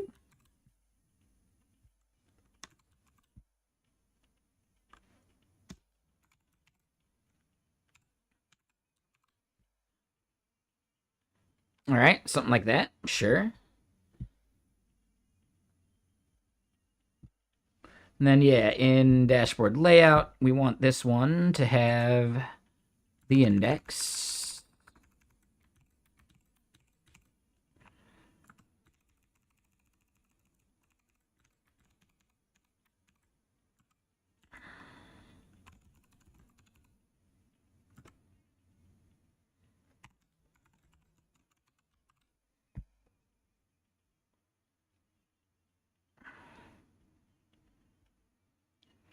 Okay, yeah, that's already looking way better, isn't it?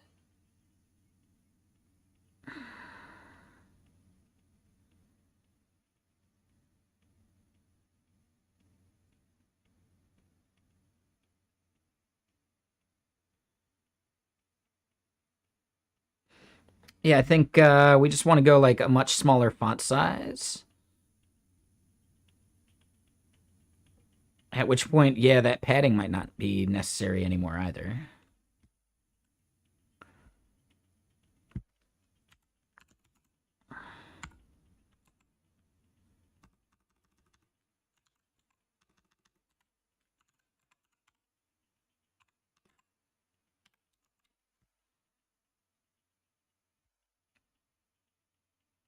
Yeah, so text XS, and then we just turn that back to 0. That looks perfect. But then...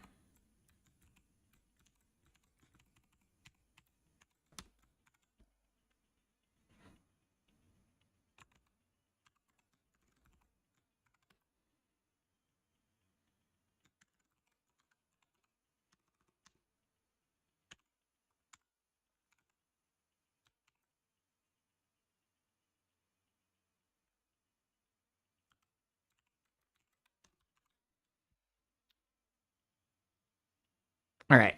So then, yeah, we align these.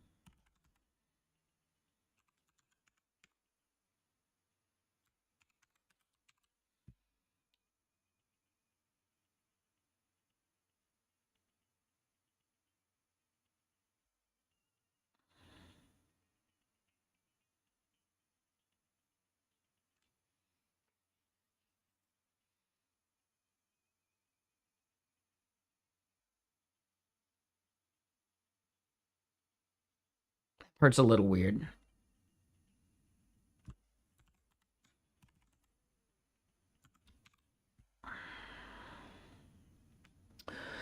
Yeah, so we're just not graying out these buttons as we do it. Why is the disabled button not going gray like we were expecting?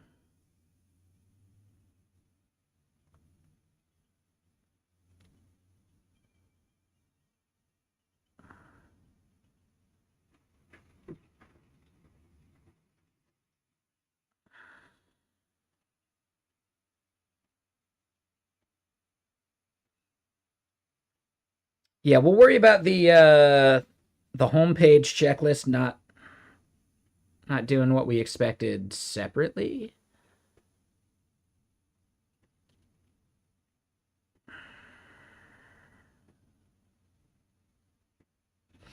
What I think I want to do, however, is in the checklist item, right? We got this like button here. What we actually want to do is probably wrap it in a div, but no, hold on. We wrap it in a div here.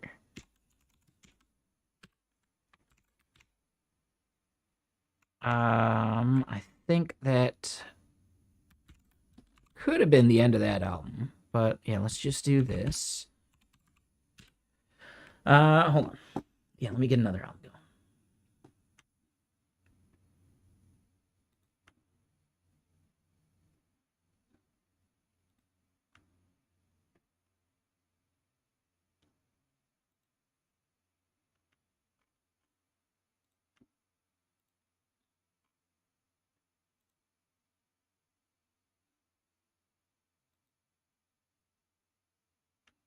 Yeah, I don't know about that one. Synth Worlds compilation. We'll see if this album's any good. Might have to skip some stuff, but that's fine. All right, so then, yeah, this is flex call, items, or no, I think justify.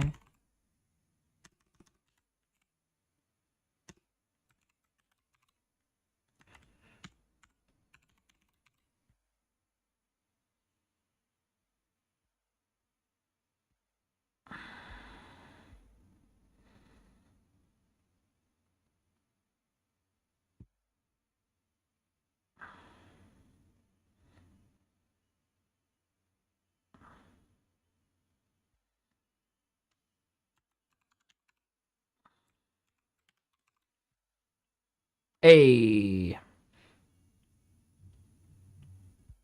Okay, so self start.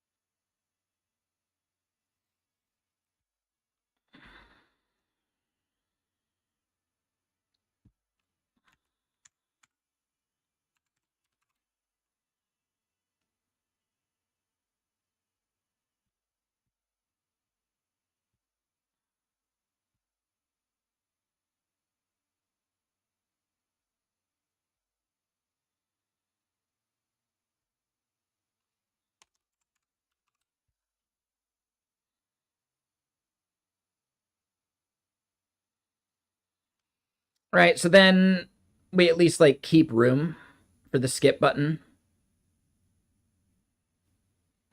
Okay, hold on, we'll skip that song. Started out interesting, but no thanks.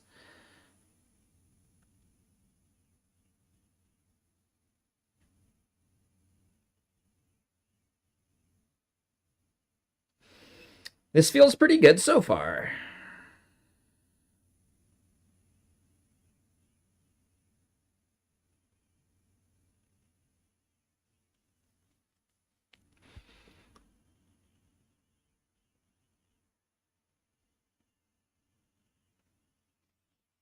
Yeah, so I think we're good there. What we need to do now is start building out the summary.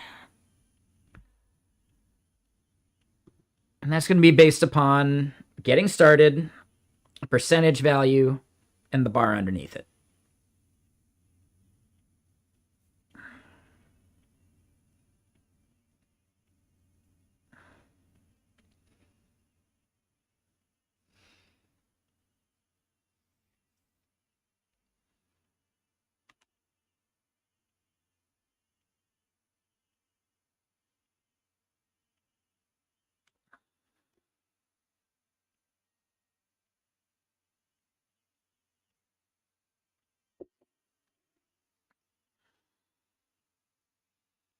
All right, so yeah, let's just start building that out.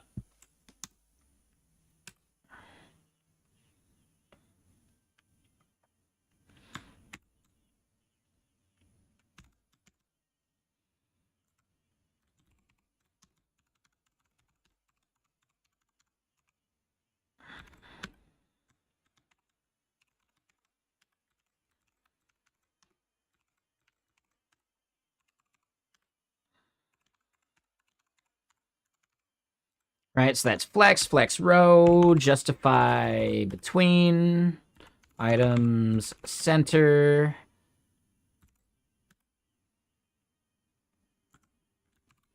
I don't think, yeah, no, we want this to be like a percentage complete.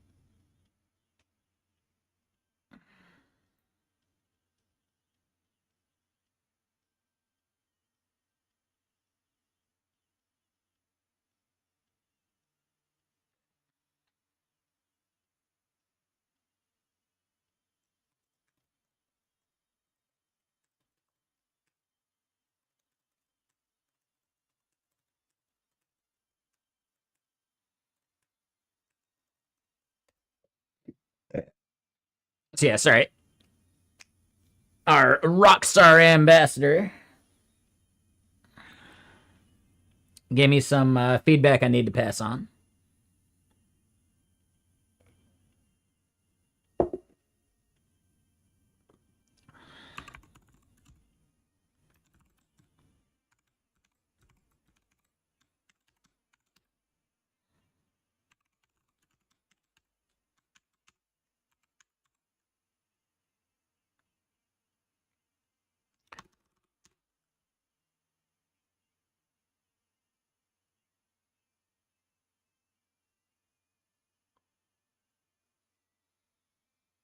Yeah, so the onboarding summary.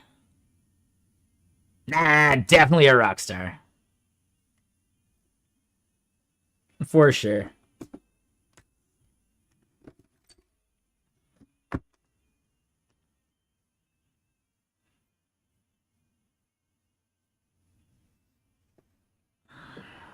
But yeah, how you doing, Kito Kibu? Mr. Sir? And yeah, I didn't pass on that other bit of feedback yet either. But yeah, I just forgot about that one.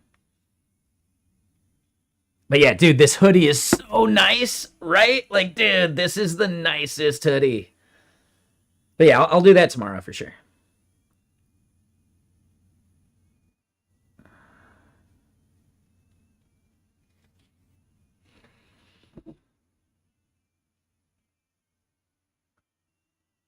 And yeah, this is definitely something that I like this as part of my flow. where, yeah, am I copying and pasting what they give me from V0? No, but it's really good for design inspiration. Like, I just didn't know where I wanted to put stuff, like what stuff I needed to add. And we have already massively improved the styling and layout of this stuff.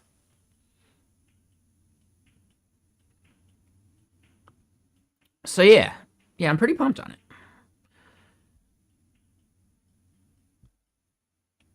All right, like we got bugs, we got issues to fix still.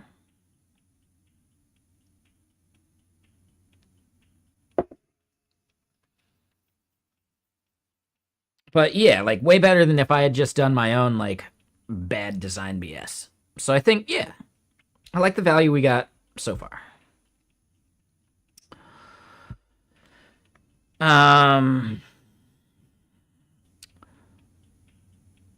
So I guess here's the thing. We want to go back to onboarding because, yeah, we've got this like onboarding summary, but we don't actually have a type for it. You appreciate the simplicity. Granted, you only have one keyword. That's fine. And when did you go shredding? Was that yesterday or something? When is that photo from that you posted to over to Reddit?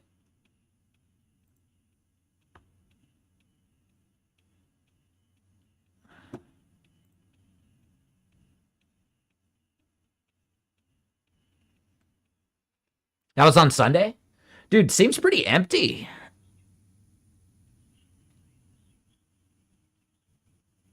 You're going up tomorrow? Yeah, I wish I could. I got shitload of meetings.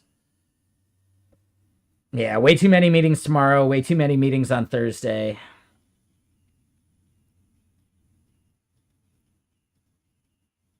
God, I was going to have a meeting free Friday. It's just park laps. That's about all there is to do. Yeah, but still, like, not super crowded on a Sunday in the park there. Like, I do see, like, a bunch of tracks, sure. Like, was it actually slushy? Or was it still, like, you know, since it was Sunday, was it, like, pretty cold? It was cold as fuck? Yeah, okay. Got it. Dude, this song is killing it.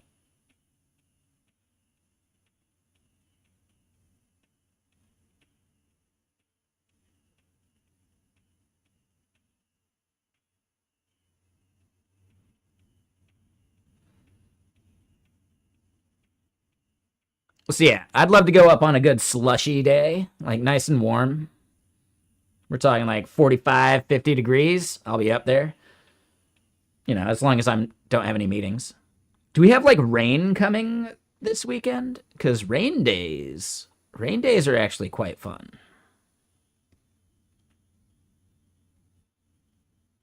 We have rain coming up. Hold on, let me double check this.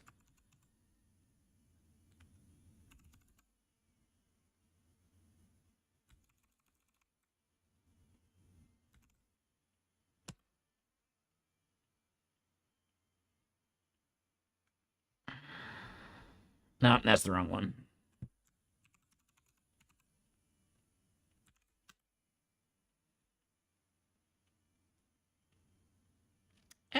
It looks like right on the edge. Damn, Friday would actually be quite good, it looks like.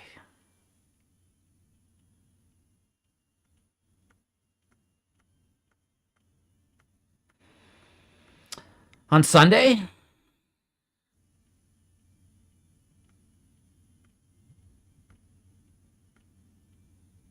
Could be a thing. Yeah, I'll think about Sunday.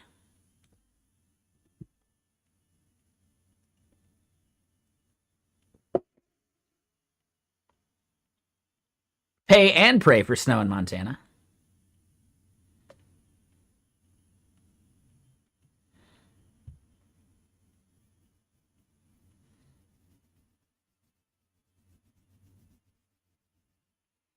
God, Friday actually looks like it'll be really good.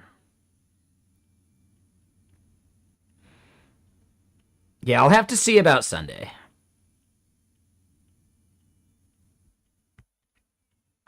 Honestly, I need to be doing more like core exercise anyway. I'm not gonna be able to reach my grabs.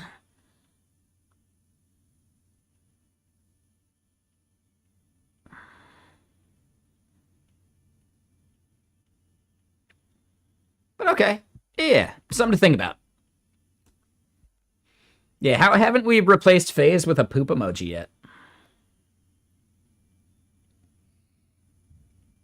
That's just me blowing it.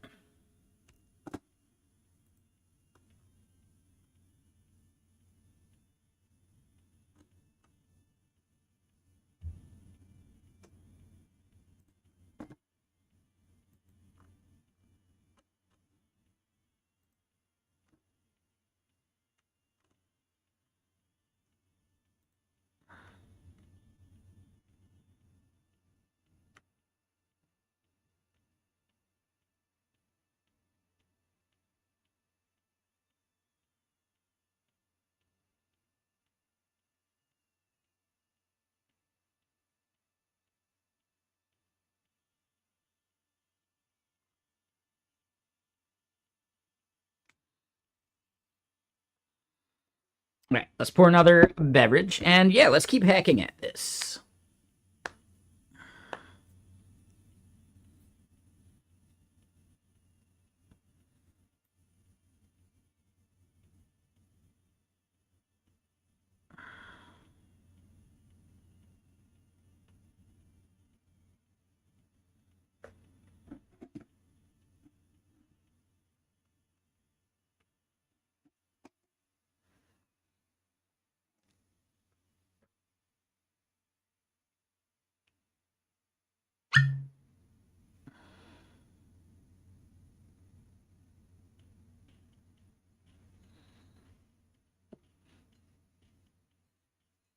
This album's not bad.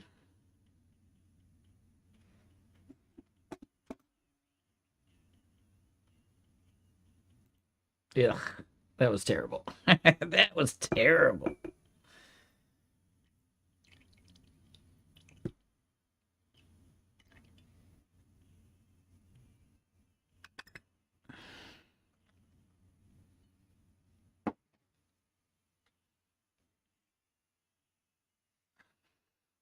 Ooh, this reminds me of something. I don't know what.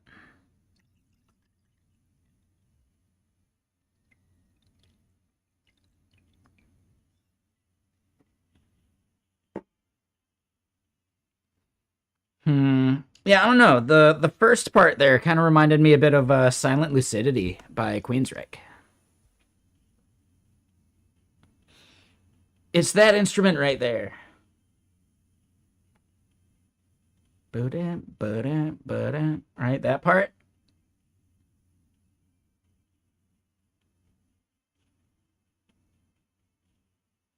It's probably the same arpeggio or something.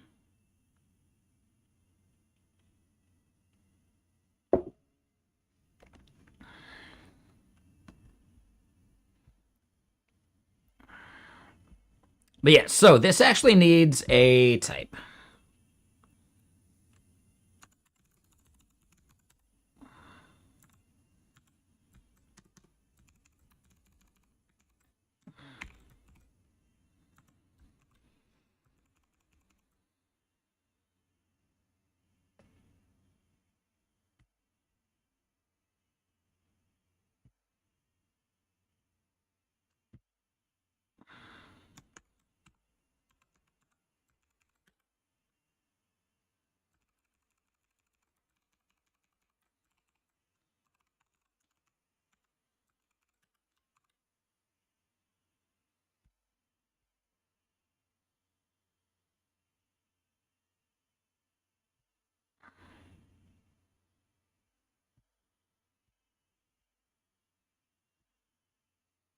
All right, so we do these. We do a justify between item center. Below that bit is where we need our progress component.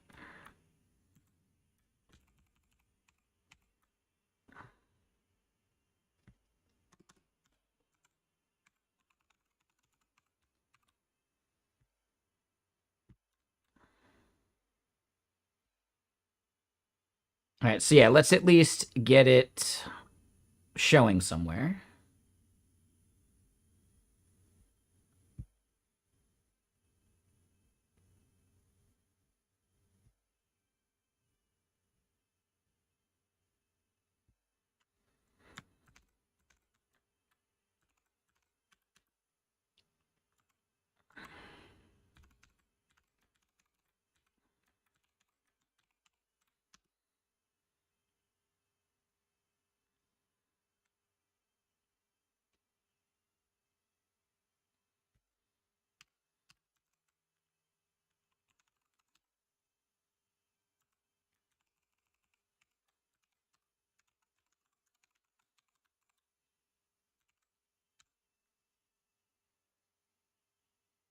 And what's up, Ethan?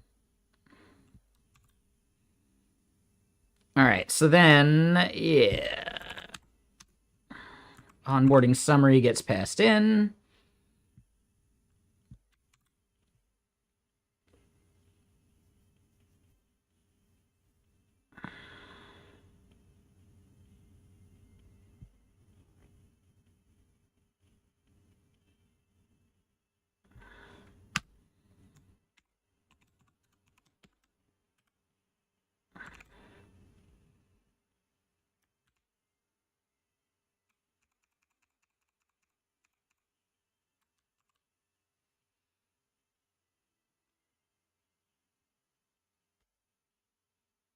All right, hold on. Let me catch up.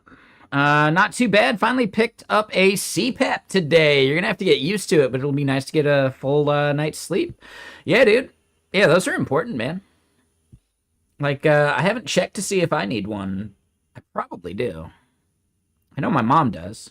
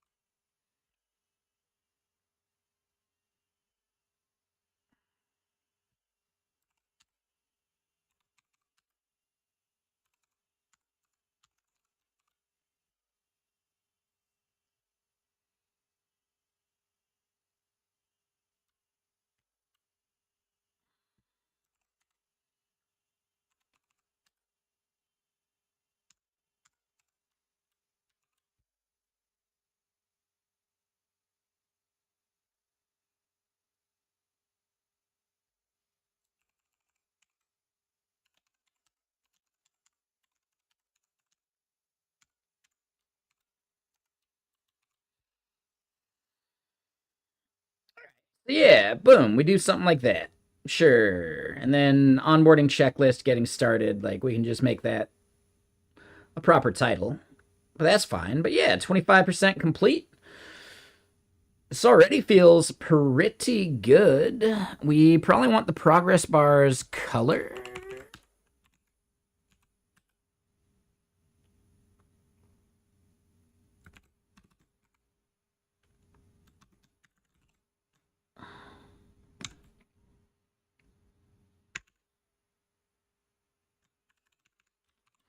All right, we'll do something like that first.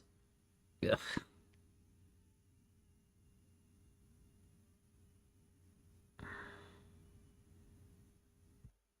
We don't have it up there yet.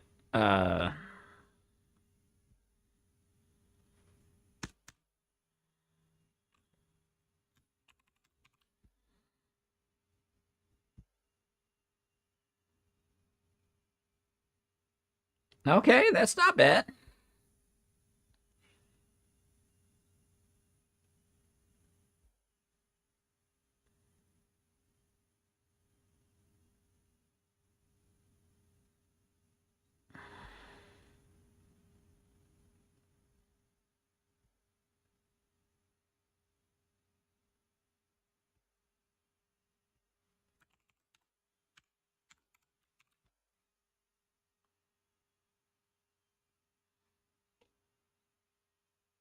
Yeah, that feels pretty good. Sucks waking up exhausted and with a headache. Yeah, I mean, that should fix that. I'm curious, are you a big snorer? Like, have you tried even just like the nasal strip thing? I'd be curious about that as like an interim solution as well.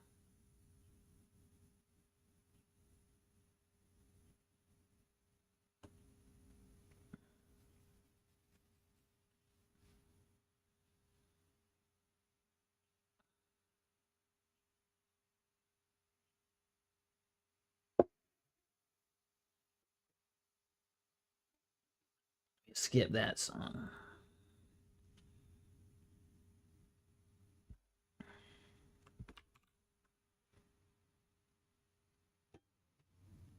He has a CPAP machine and his snoring is gone. Yeah, makes sense. No, it's probably the right way to go. And then, yeah, Codesmith.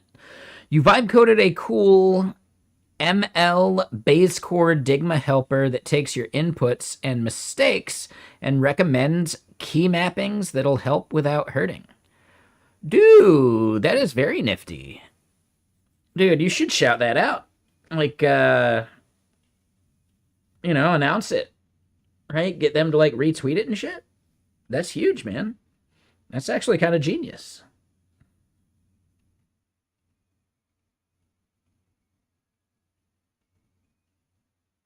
Dude, yeah, that's really cool, Codesmith. Yeah. Needs data still, sure.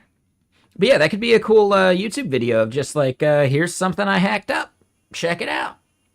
I like that idea.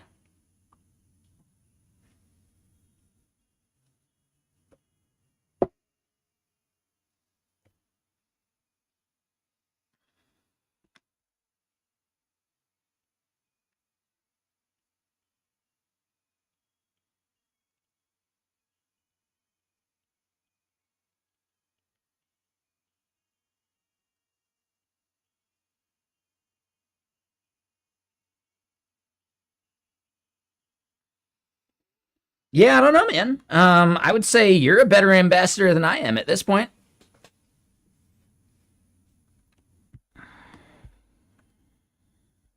I've been slacking. I'm sure they're kind of bummed on me, but I love the keyboard.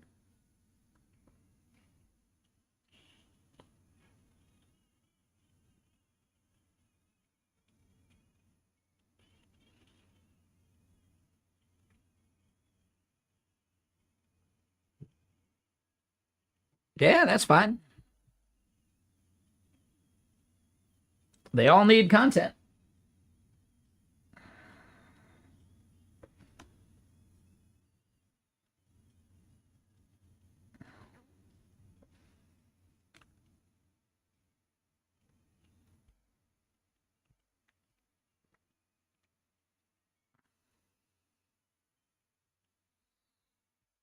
Yeah, so let's get the summary actually thrown into here as well.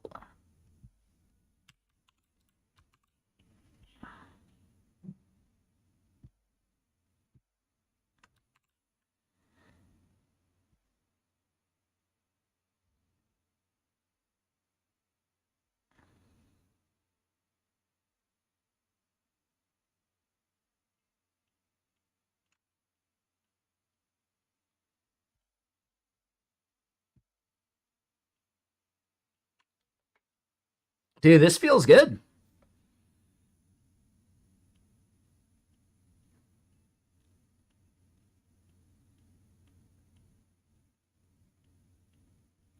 Yeah, I think we just want to change the icon in the header there, right? Like the way the button looks.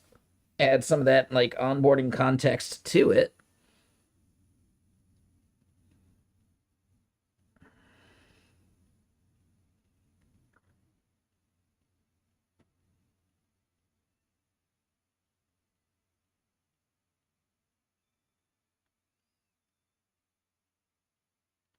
I guess there's one thing I dislike here in the summary. If we go into it, it should be a gap 2 instead, because it's just a bit much. Yeah, perfect.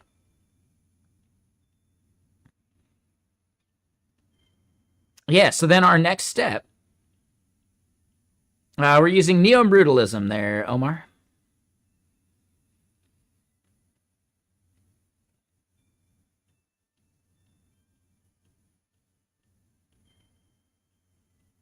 What needs a bit of elevation? You're saying the this thing, right? Like it should have a shadow or something? That's a little tougher.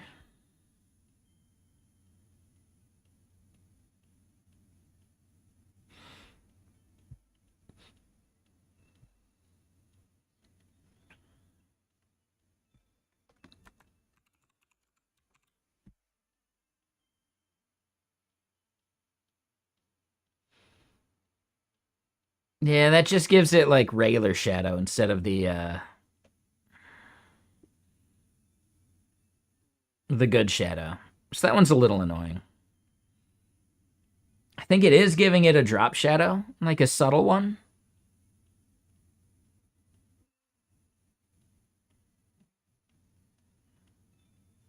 So I could leave a note. I think that's not a bad idea.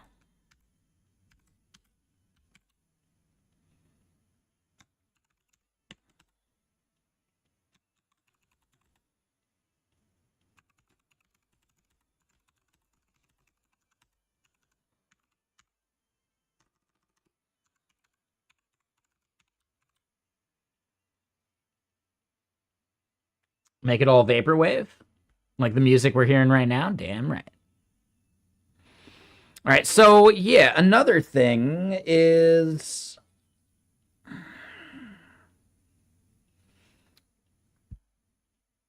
let's inspect that.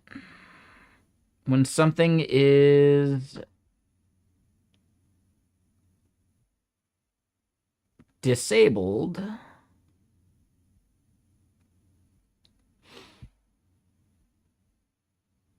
it's just an opacity 0.5.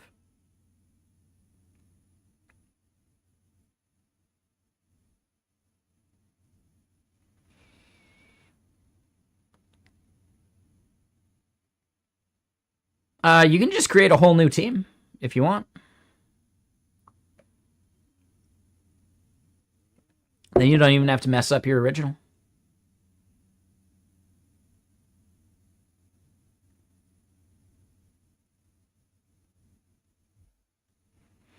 It's kind of aligned to both, but I could see that. Yeah, I think that's fine. Yeah, we could fix that. Let me just do this opacity thing, though.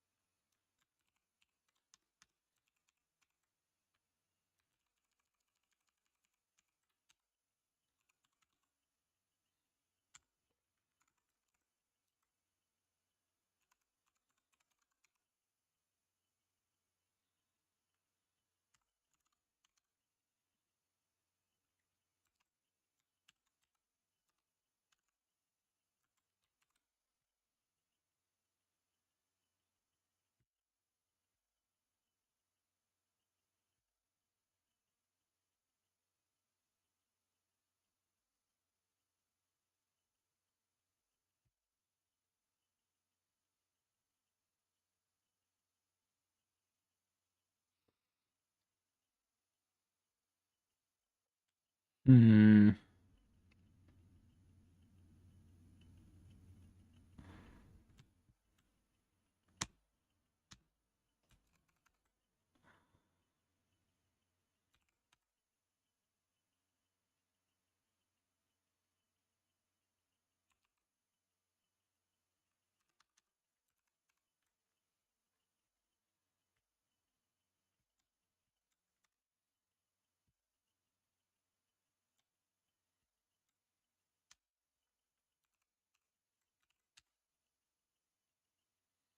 Oh, and that's why we had that. That's why the fragment was there. So we're doing this step.skipped thing. And a better way would be to maybe filter it. That'd just be better anyway.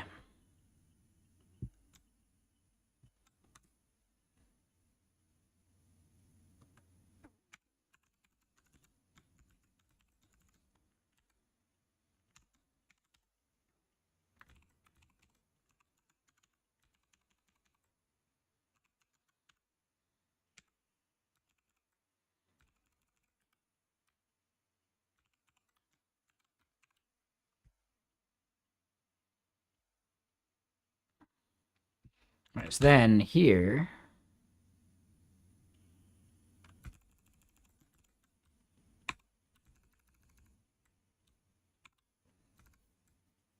Yeah, can't disable that.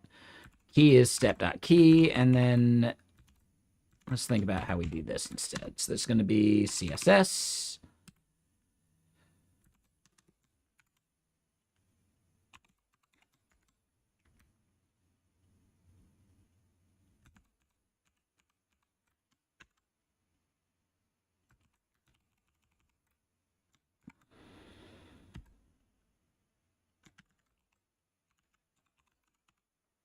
Let me read that in a second.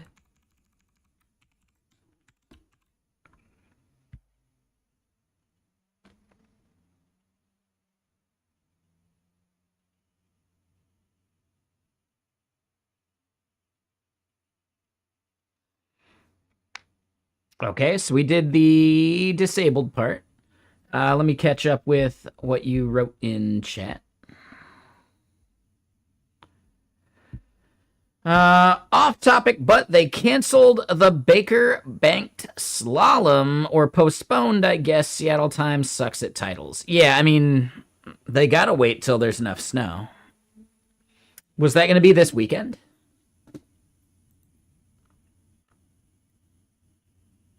I feel like I remember it being later in the year.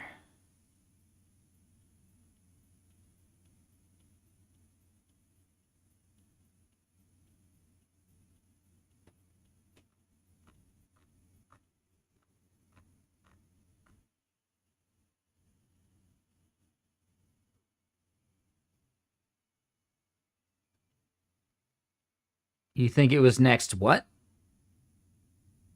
Like next weekend?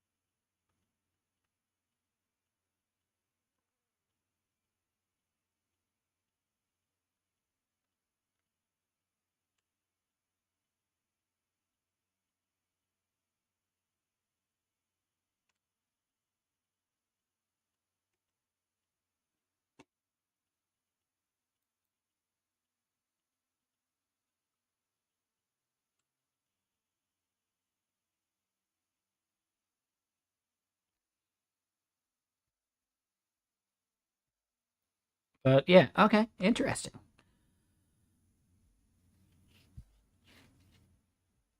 All right, so yeah, add a keyword. Yeah, I think I just want to move that onboarding checklist div.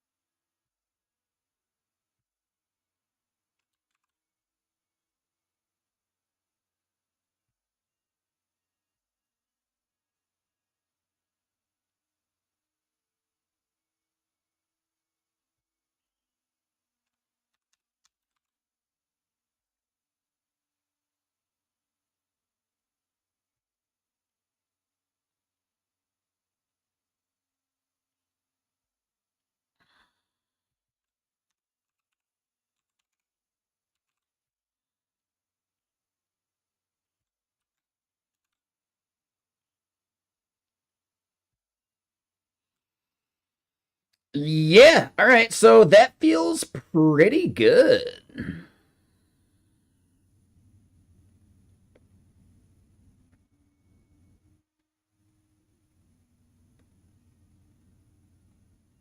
All right, and then I guess it's down to Brainless's comment about the skip button and aligning it to the title.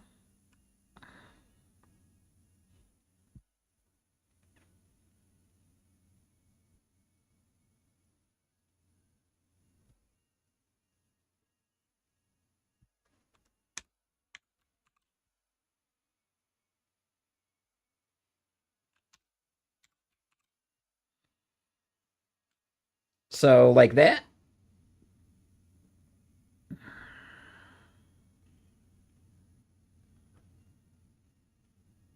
ish. Like, is that close enough, Brainless?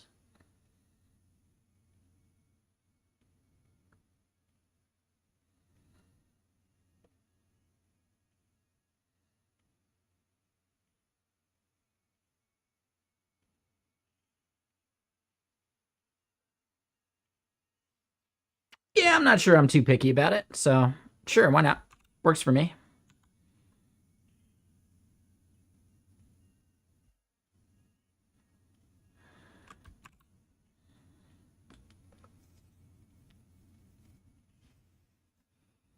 Okay, so yeah, I guess the last part I want to do is this button in the header, right? Based upon the inspiration we have, it should probably be some kind of like setup button with maybe that icon.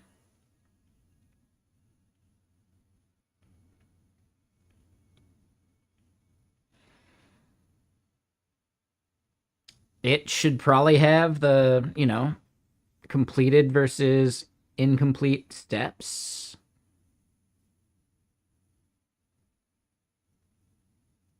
as part of the button in the header.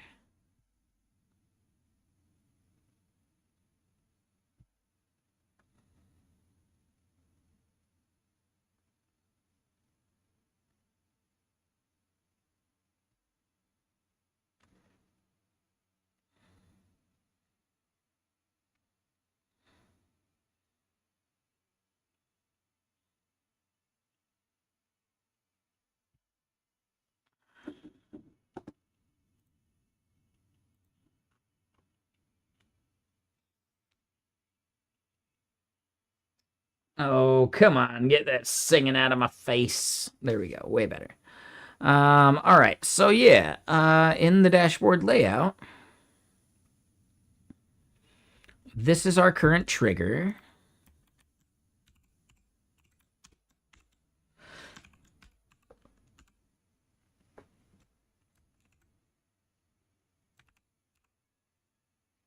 Right, list checks, I think, is a good enough icon.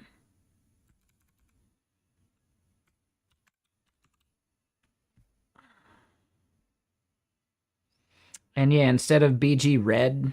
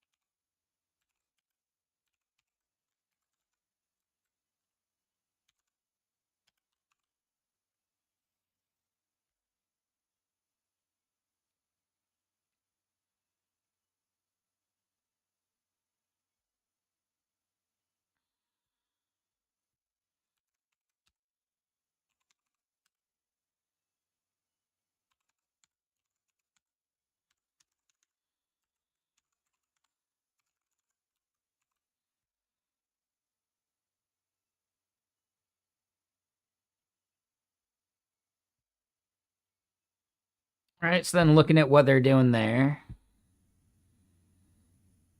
we probably want to give it a little more space.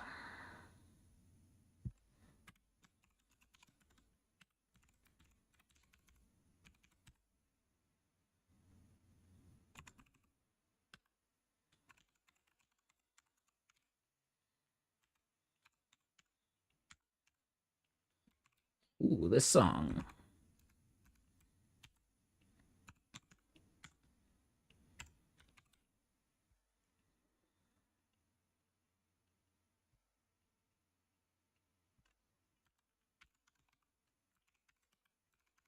Reminds me of Mega Drive.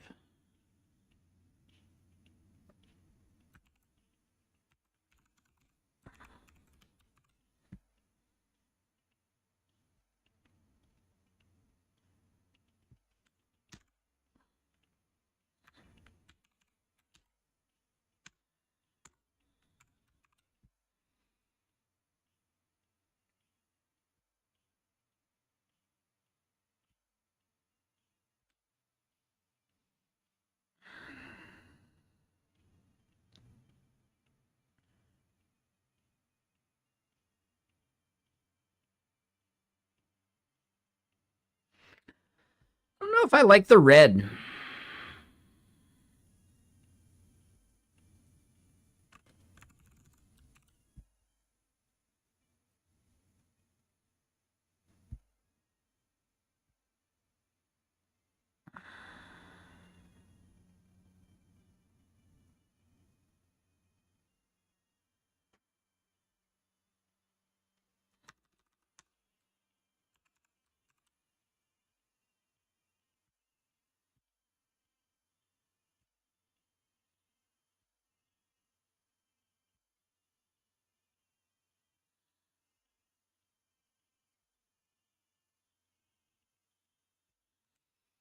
I think I'm okay with making it white. Yeah.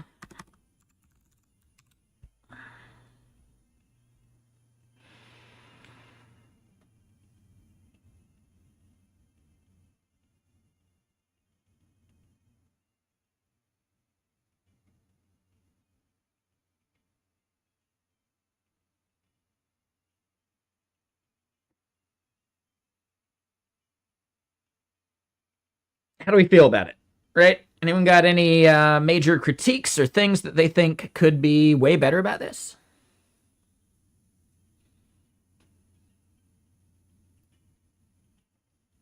It goes for YouTube too.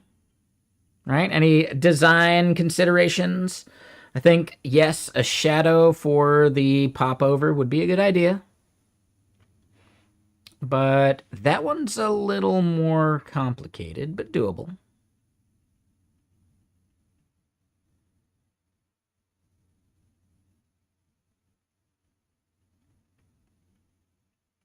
It could pay you money to look at it. That would be nice, wouldn't it?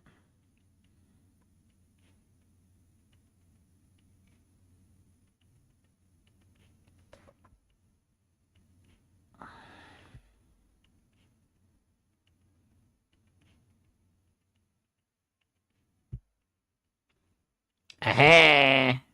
Aha! So, hold up.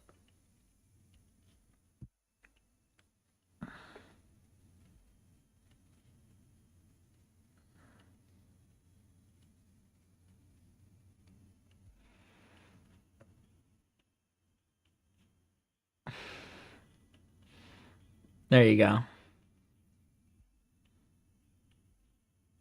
So yeah, for YouTube, an animated beer pour into a nice cold draft mug when a task is accomplished. That's a pretty solid bit of feedback, I think. I just got to think about it.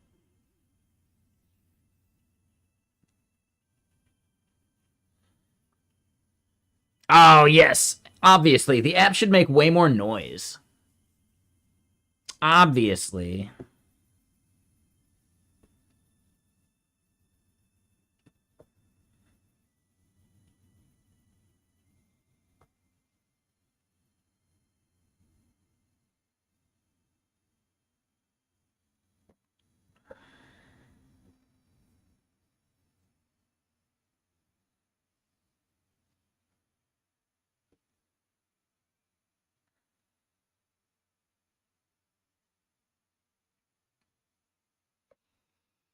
Oh, and who here actually games on Linux? I'm curious about that. Like if Robotic Head were here, I'd be asking him specifically. Oh, he might actually be here. So you game on Linux too? Yeah, what distro are you gaming on?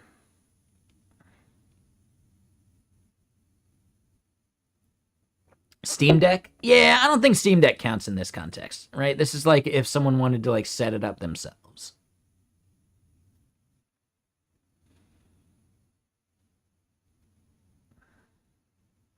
I was just curious. That's all. I see some other people doing some stuff. Hold on. One uses Fedora. Another user is using Mint, but hasn't tried gaming on it yet. You would recommend Bluefin or Bazite. Bazite was one of the ones they were looking at. Yeah, he's currently leaning towards Catchy currently, but Bazite seems to be the safe choice.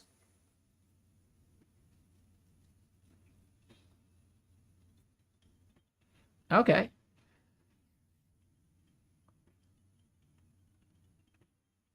All right, and then hold on. What was the other thing?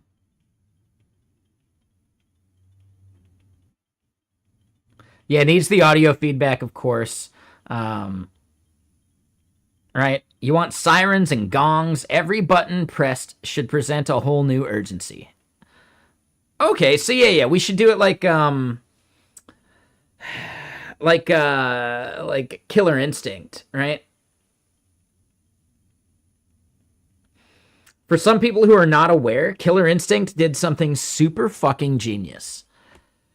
For every level of combo, they double using 3 decibels. I don't think they're doing the 6 decibels, but they double the volume every 3 decibels of every like level of combo. So like super combo, right? That's like the basic one. And then like 7 layers later, mega combo! Like it's like super loud, right? They did that on purpose because they knew that the guy who was like setting up the volume level in relation to the games around it wasn't gonna be some super good fucking gamer who was gonna hit the ultra combo or whatever. Right? So instead, right, they would know that they would dial the volume into like whatever combo the guy setting up the cabinet would be able to get as like a pleb. And then in the actual like arcade, while things are running and going, people would just be like, what is that noise? What the hell was that, dude? Because it ends up being like 3 to 6 times way louder than any other game cabinet. It was fucking brilliant. Like it's a bit of like viral marketing before like the internet even existed, you know? It's crazy. Yeah, it's brilliant. Like it's really good.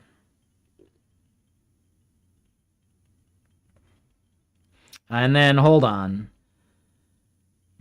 If you don't experience heights of anxiety you've never felt before navigating your site, you don't think I know what Y Combinator is truly looking for. And yeah, to the same point.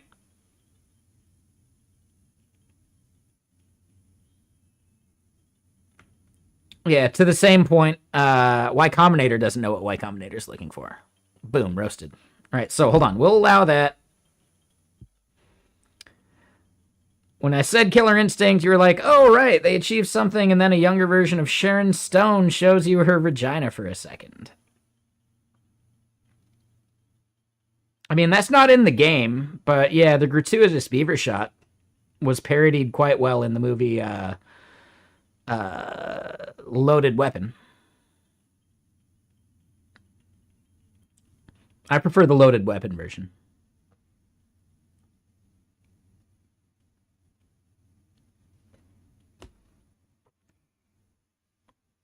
All right, she does the spin in the chair, uncrosses and crosses her legs. And then, boom, it shows like a beaver smoking a cigarette, like an actual beaver. It's way better. Way better.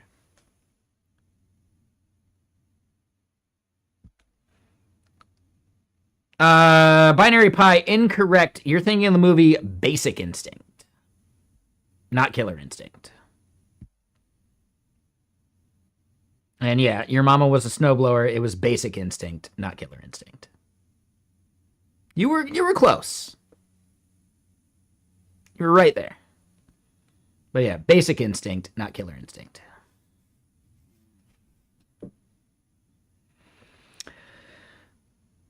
As a millennial, yes, I have the name of that movie memorized. Obviously, I'm only human.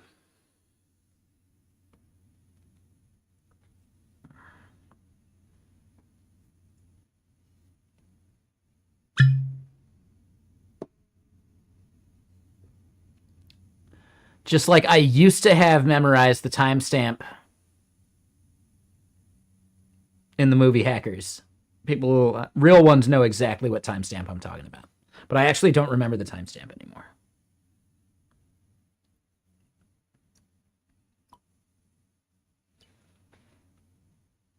Replayed that scene so many times the DVD wore out.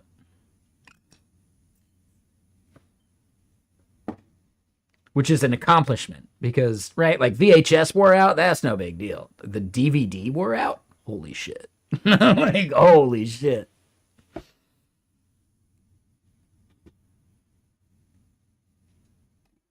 Oh, yeah, absolutely.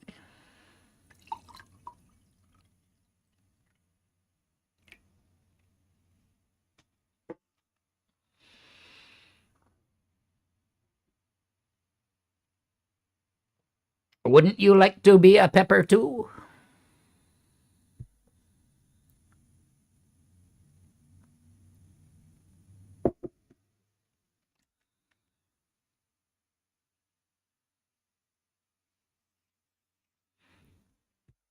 But yeah, I'm a movie buff. So yeah, I don't know. I'd say our onboarding component is done. And the reason I don't necessarily want to give the shadow thing is that we don't do a shadow for any of the drop downs. So like that would be something we'd have to solve at like the higher level. So we can make that like a separate ticket or something, but I don't think I want to solve that here at the moment.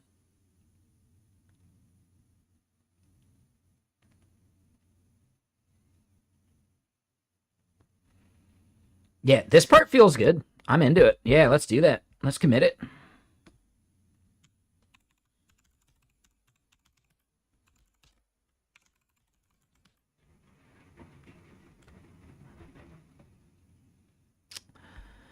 Holy tabs? Yeah, I'm a collector.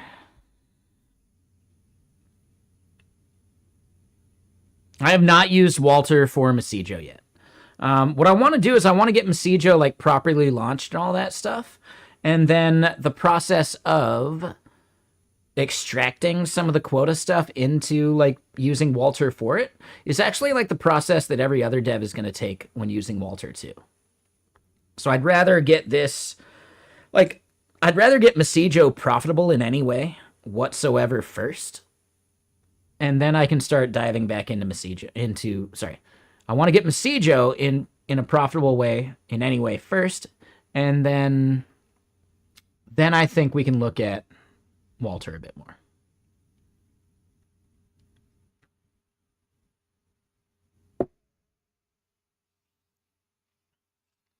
Like I'm still kind of going based off of some other feedback I've gotten that Walter makes the most sense for actually like game devs. Where spinning up any infrastructure and database system around that stuff is probably like more effort than it's worth.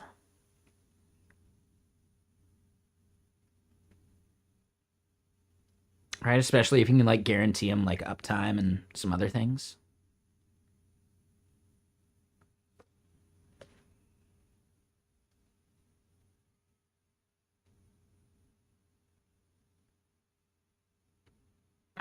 Could I get you into render ATL?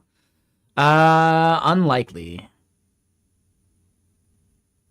I could reach out and see if I can get you a discount, maybe. And are you in the Georgia area?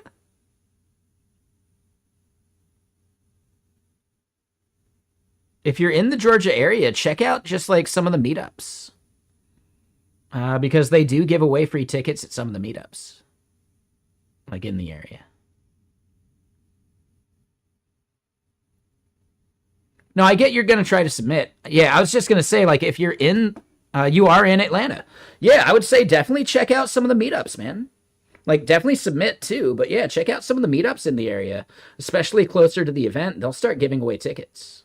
Like, they totally do giveaways.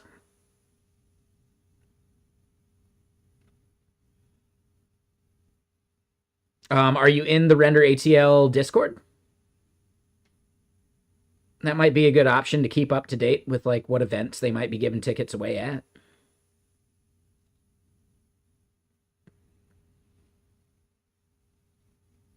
I doubt I can hook up a free ticket through my like influencer BS, but I can at least get a free ticket for myself, which would be fun.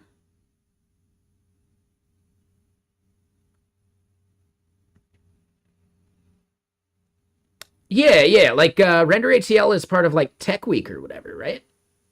I know they switched up the month they're doing it. Did they switch up the month that they're doing Tech Week?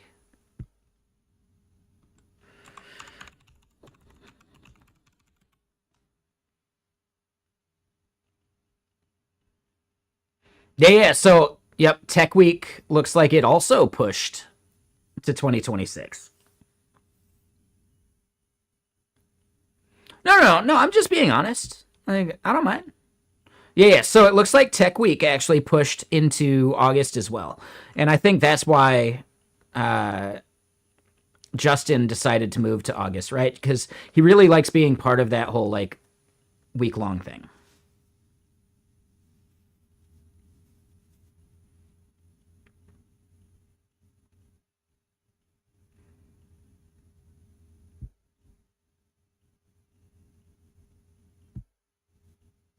So yeah, August 9th to the 14th. Honestly, if I can get a talk accepted at some of these other things, I might be able to get work to pay for the flight and everything too. That would be cool. Yeah, Justin Samuels is Render ATL. Yep.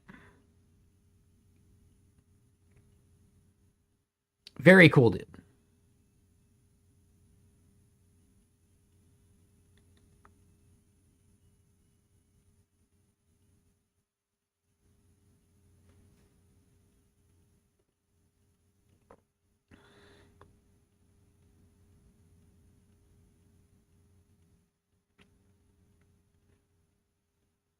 These are the artists for like the final event. I don't know any of these people. I was hoping it was going to be Rage. He joked about booking Rage. Dude, if he could book Rage, whoo-wee.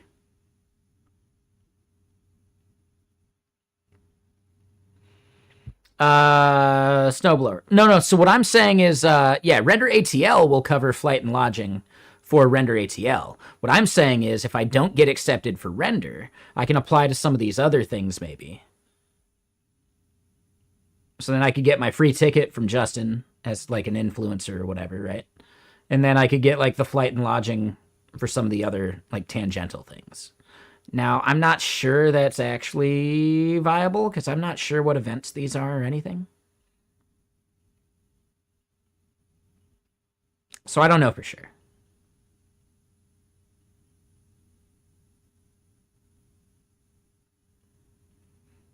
But it's a really good event. Yeah, I highly recommend it.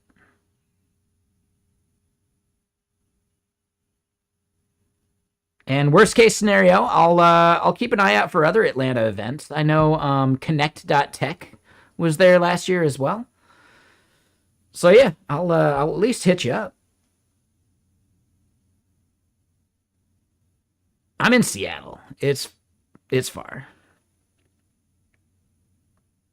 But yeah, like I'd be happy to just go hang out at Cheetah Lounge or something, you know? Just have some drinks, hang out, enjoy the view. Maybe start at either start or finish at Claremont. I'm not sure. Like Claremont's one of those places where dancers go to retire.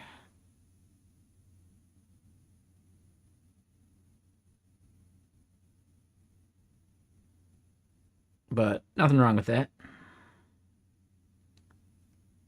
Yeah, Cheetah's good. Yeah, it's quite the flight, exactly. Like, you know, if I do a flight in a hotel, I'm basically paying like 1,500 out of pocket. And that's not even including like food. Booze you can usually get like way cheaper. But yeah, like, yeah. So I don't know. It would be nice to get something to cover at least a portion. If I can give a talk about Get Kraken stuff at any event, Get Kraken will cover that stuff. To a degree.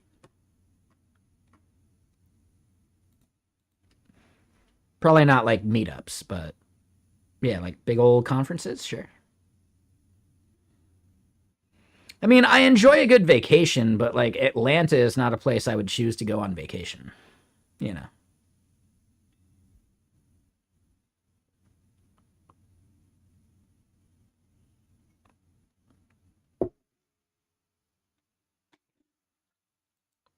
Yeah, I wish I had a good open source project that I could actually like submit to the commits, because that would be cool. And yeah, that's maybe what you were looking at, right?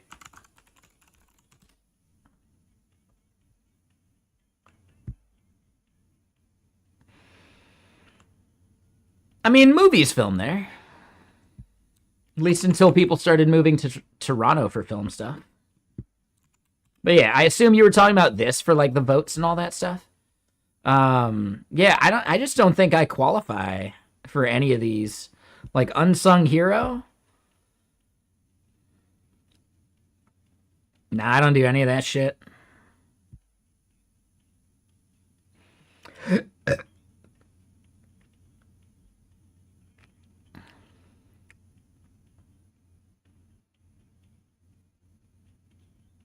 Yeah, see, like I don't qualify for any of these.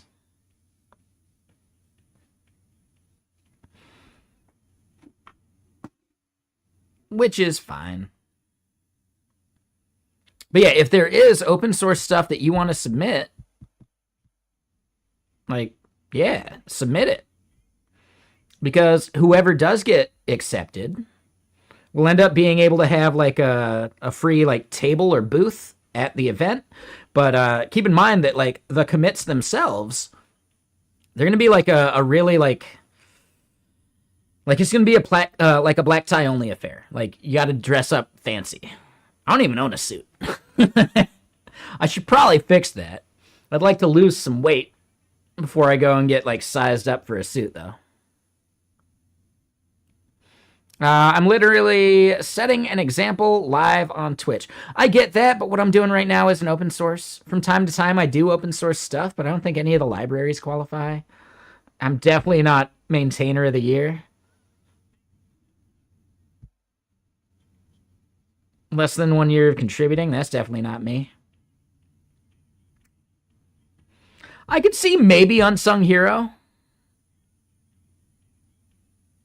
But still, I just don't think I qualify. And that's okay.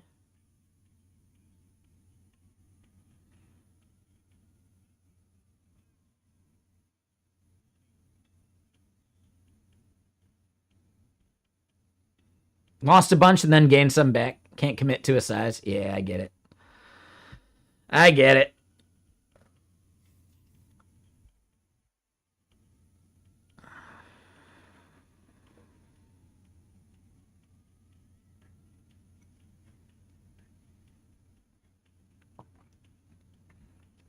But yeah, I don't know.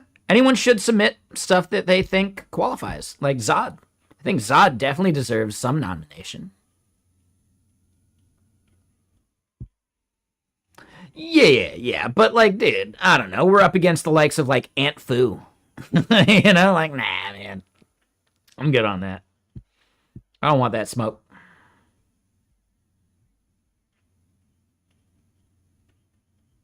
But yeah, something to think about.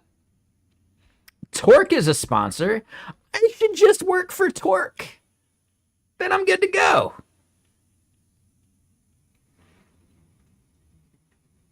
I don't know, maybe I could become like a Torque brand ambassador or some BS. I'm not sure how I even make that happen, but that could be cool. Anyway, let's actually commit what we got, right? Let's double check. Let's verify.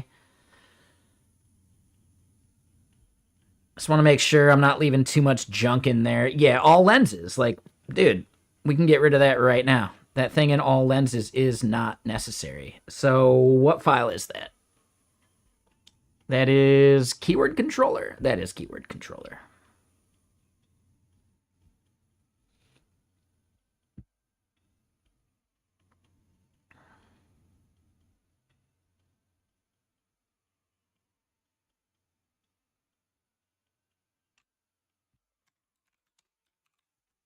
All right, boom.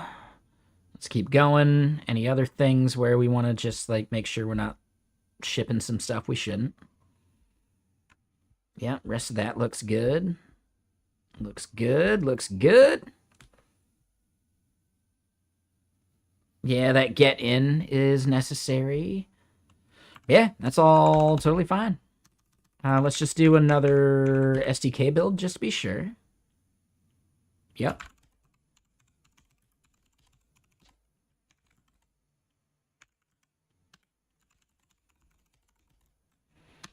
We can't do this to main.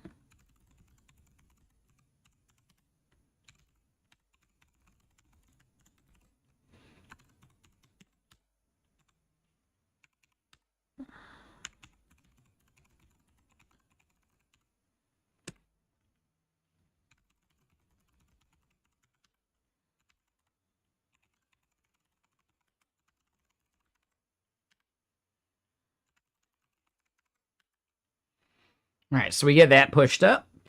We need to rerun the dev server.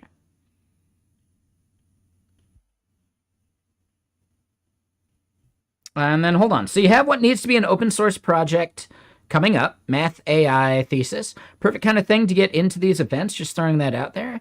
Not trying to appeal to a guy who wears beanies. Yes, I would be miserable in Atlanta any time of the year.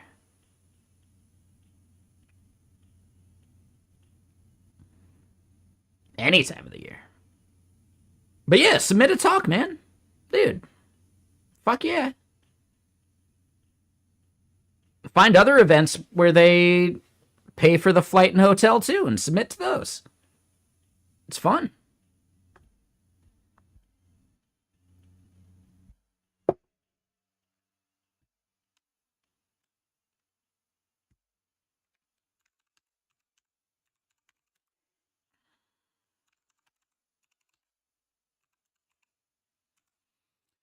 This is a lot of shit.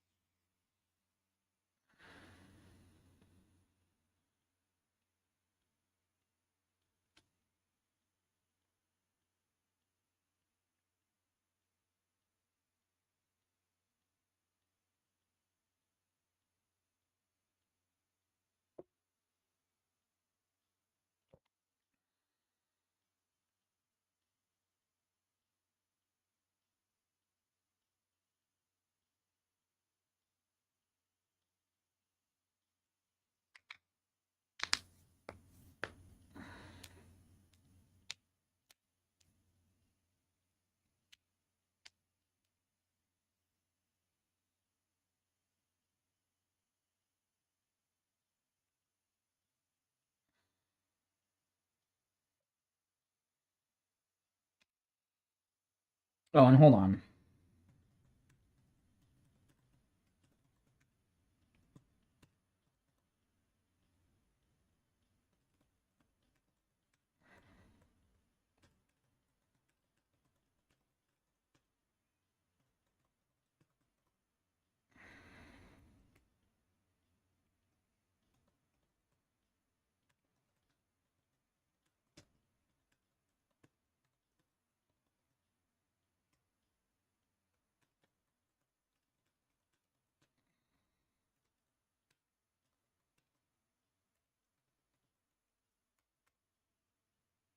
I don't know if I need to share that. Anyway. Hold on. Do I want the TLDR of like your math AI thesis thing? No, yeah, dude, show me. No, that's fine. Yeah, it sounds interesting. Yeah, feel free. Let me just go pee real quick. I gotta use the restroom. So, yeah, let me go use the restroom and I'll be right back. Let me double check that I got enough water. Oh, I got plenty of water.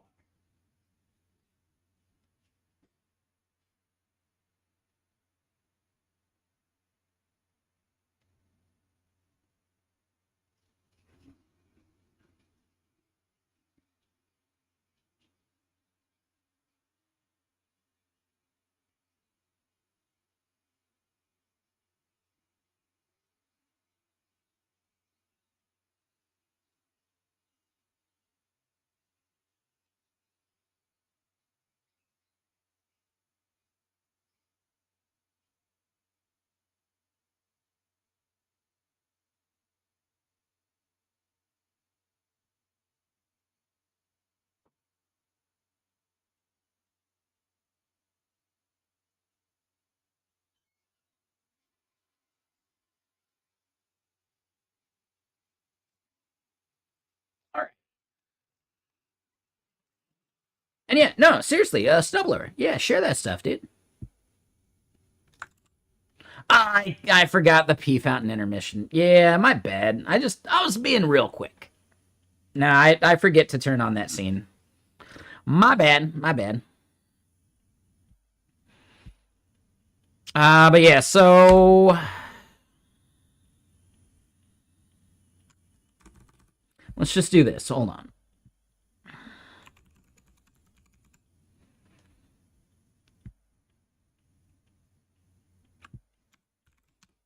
We're gonna clean up a bunch of logs we don't need.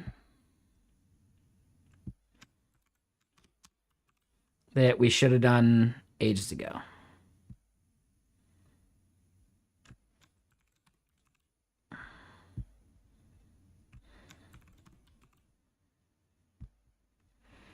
And again, I'm not working with any coworkers on this, so it's just me.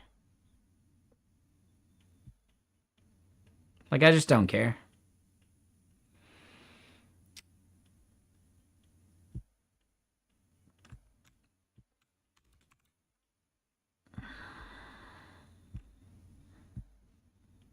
We'll leave that log. New keyword notifications, gone. Has difference, gone. Res, gone.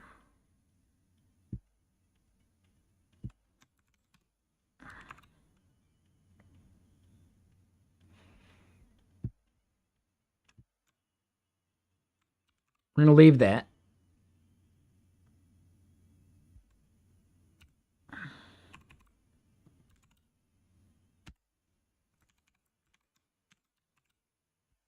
And yeah, Snowblower, seriously, I was not kidding. Like, yeah, no, please share that stuff, dude. Right? You don't need to type up a big, long paragraph, right? Break it down into, you know, good, sizable chunks.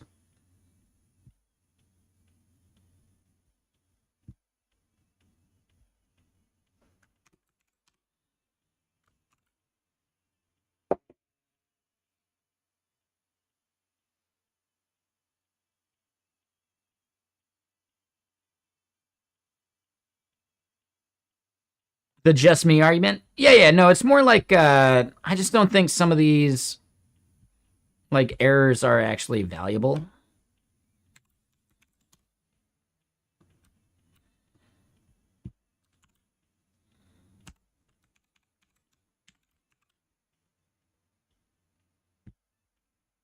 Yep. Yes, there's a few places where I could probably do this bit a little better. Same thing.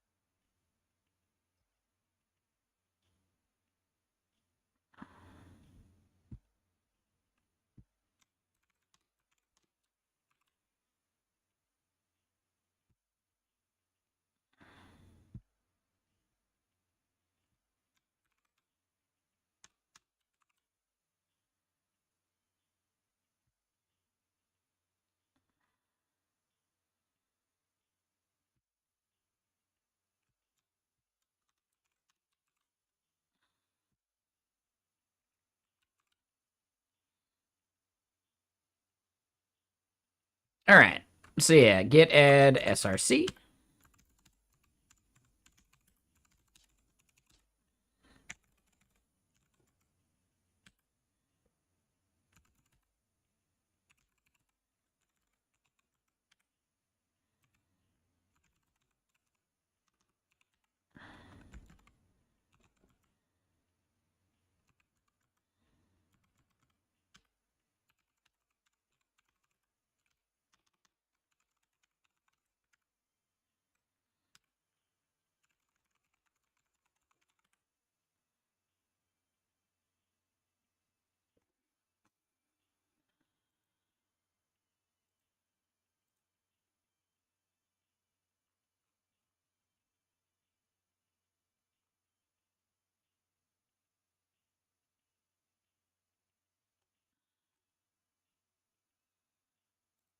All right, cool. Uh, son of a bitch. That's a warning. Oh, buddy, yeah. Dashboard layout has some stuff that we need to fix now. Because, yeah, number one, all right, we get that error, but we should at least fix that.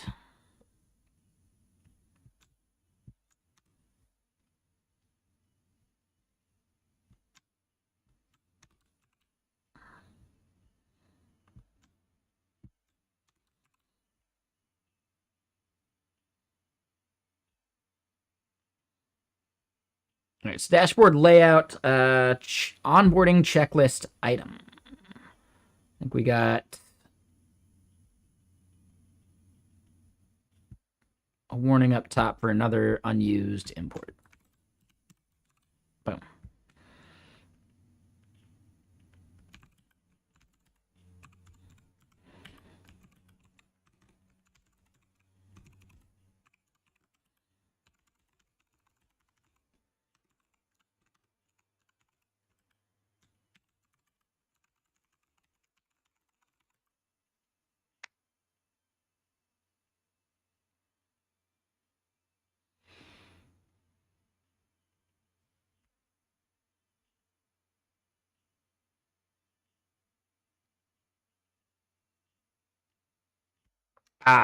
So yeah, those two errors that we get now just need to be fixed.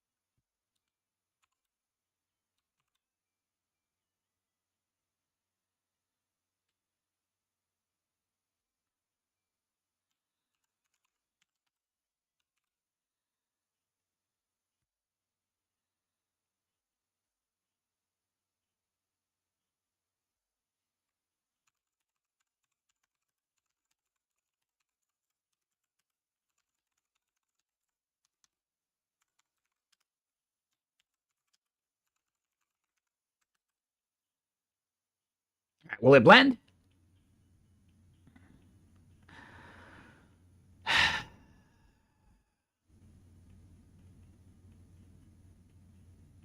All right, so home and auth and orgs. All right, so we got a couple more still.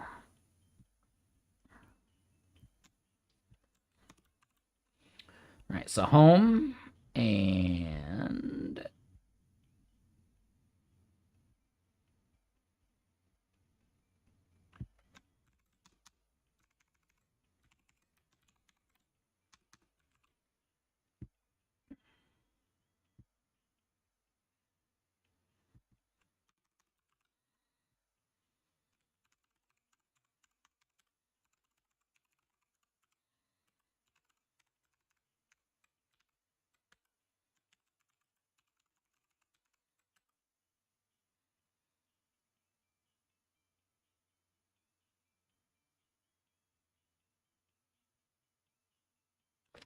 Damn. All right. So yeah, we got that pushed up.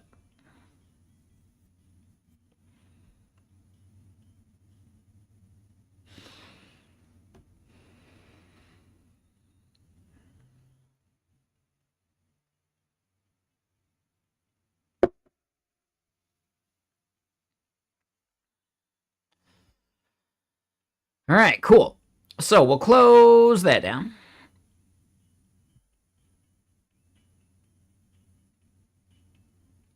I'm not going to say we're like 100% done with it,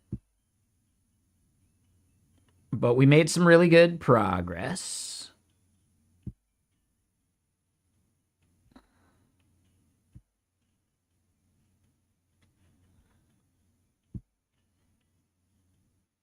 We didn't end up doing the popover thing,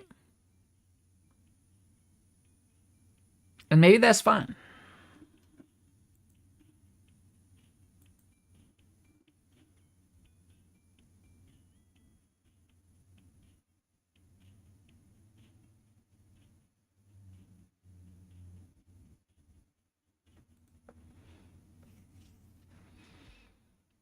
Yeah, I don't think we need the popover thing at the moment.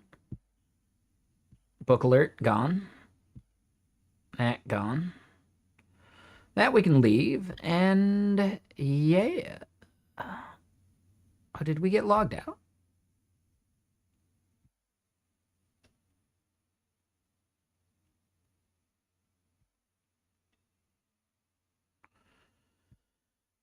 You also had to pee and get the wife a glass of wine. Oh, nice. Yeah, what you missed was I was totally saying, like, dude, yeah, feel free to share any of that stuff, dude. Yeah, about your, like, your AI math, whatever thesis. Yeah, man. Sure. Maybe don't give us, like, the full essay. But yeah, if you can, like, condense it down, I'm down to, like, you know, down to try and understand some of it.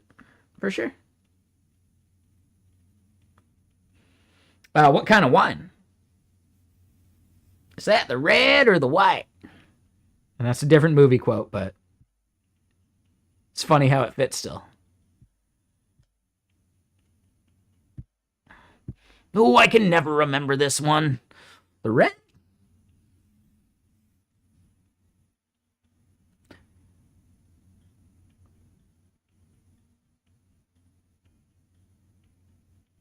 The theory dumping? Yeah, no, I get it. I'm just saying, like, we don't need the entire thesis, right? And honestly, it should be really good practice for you to, like, break down your thesis into terms other people might understand, right? So yeah, no, that's good practice, man. Go for it.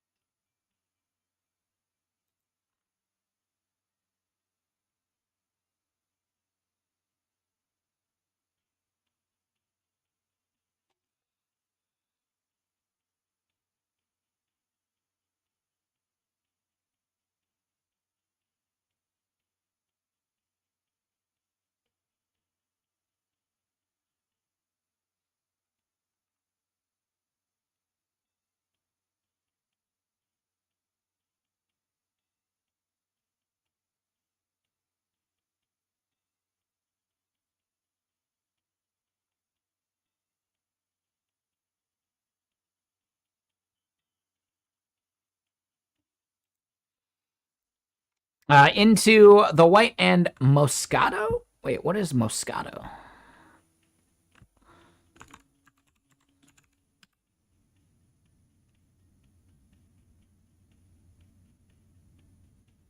Okay, made from like a very specific grape type.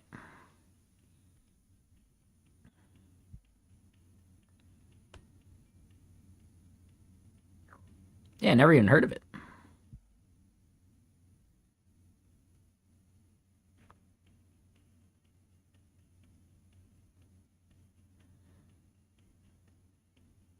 The pink stuff reminds me of like a Zinfandel or something.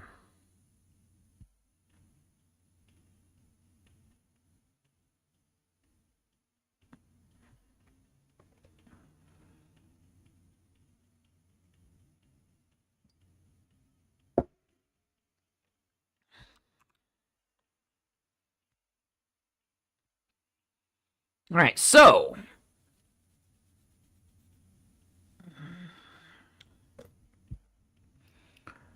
let's double check this at least. Let's go to Messijo.com.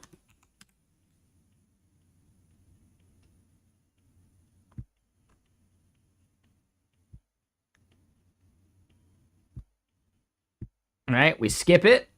And hey, all right, cool. So damn, yeah, it's up live on production. The database is responding with the data we need for it. It's pretty good. Shit, man. All right, so let me double check what you're talking about.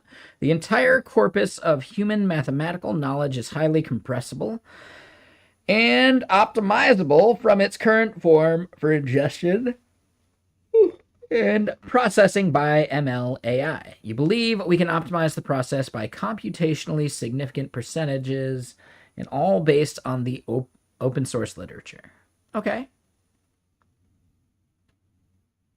So basically what you're saying is there is a way that you think we could make all LLMs like do a tool call of some kind that makes them perfect at math. Or is this more at like the training level? Right? So is it at the tool call level or is it at the training level that this stuff needs to happen?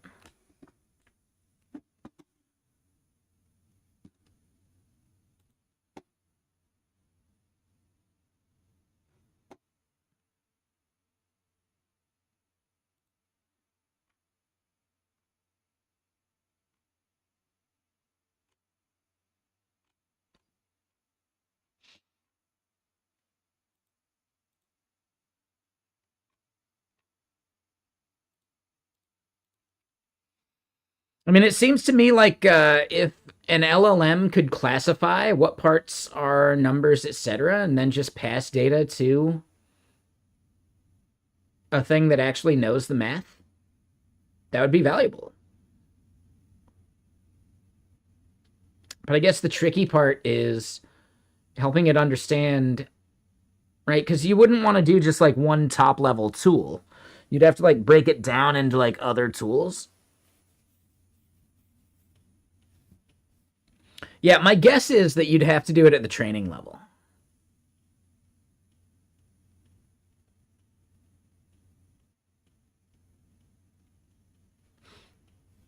Or realistically, instead, I mean, it'd still be at training time, but like there's the hierarchical reasoning models.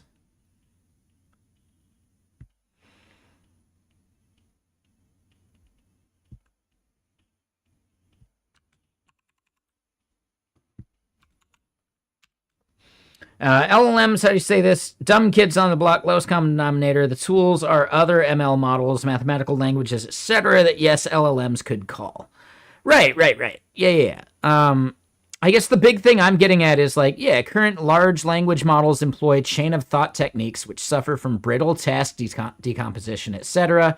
Inspired by the hierarchical and multi-timescale processing in the human brain, they propose something else, right? So then theoretically, like you would still need to do like some kind of training, but it would be faster training and only on like 1,000 samples.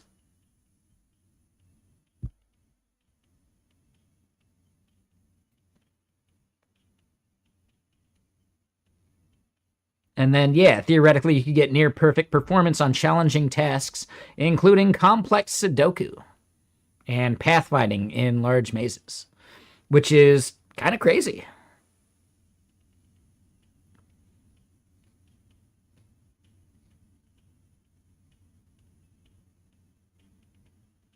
Sure, I could see that. That makes sense.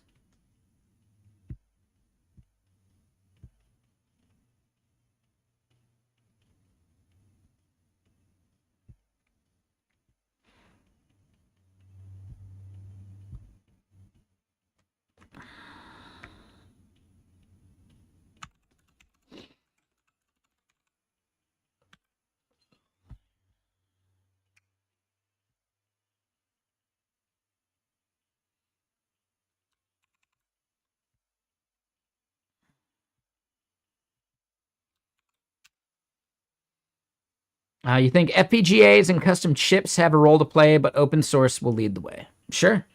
Yeah, anything but Cerebrus, in my opinion. That's just because I got a bias.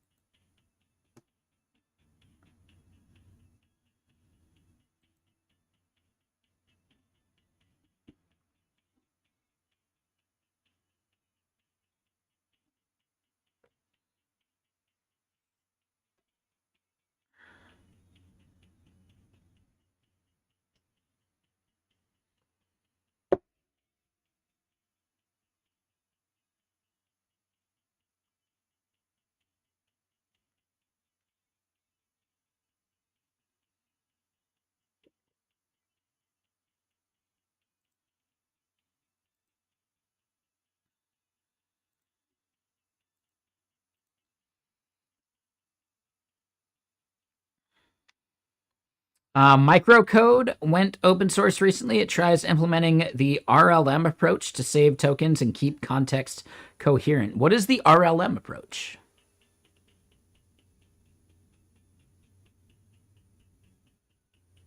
I'm really curious about that.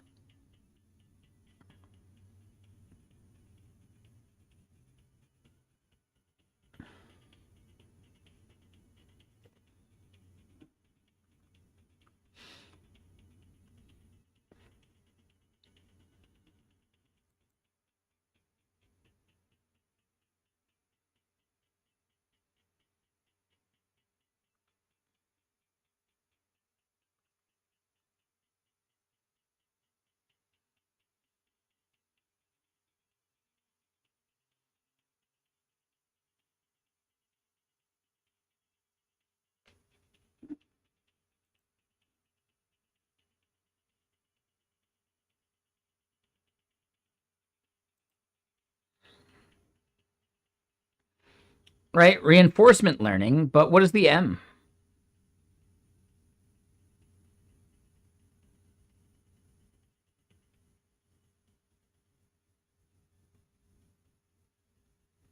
Maybe it was supposed to be RML instead of RLM?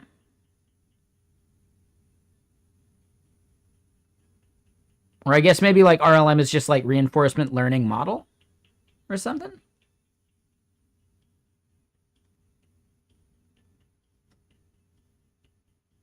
Oh, reasoning language models.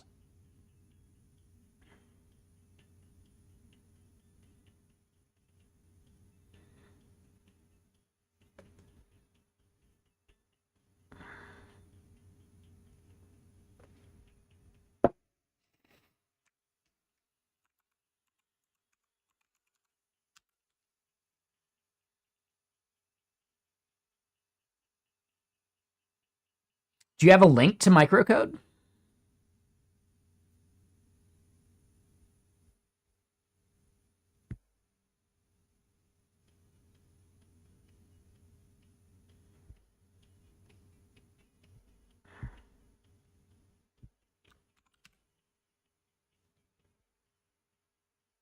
And then, yeah, I'll beat him. Let me grab that link too.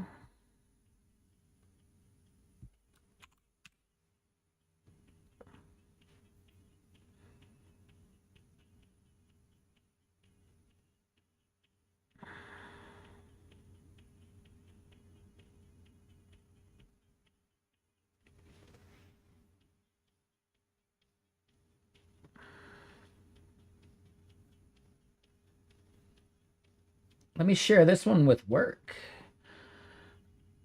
Mosaic AI.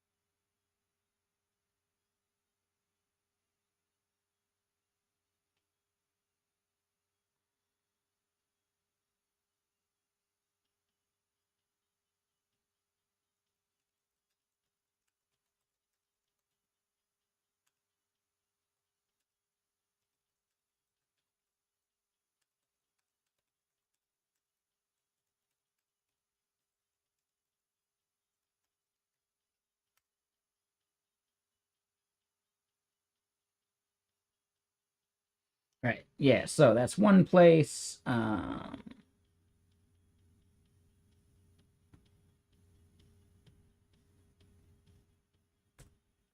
Okay, cool. Thanks for joining the Discord. Yeah, I appreciate it.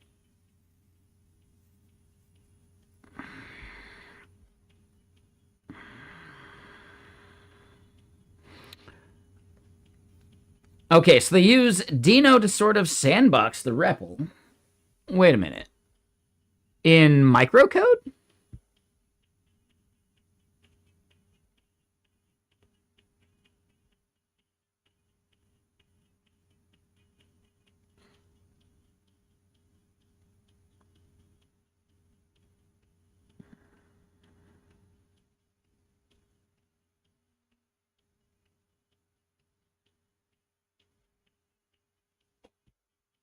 I find that strange because, like, it's all Python. What's in the make file? Yeah, it looks like just pure Python to me.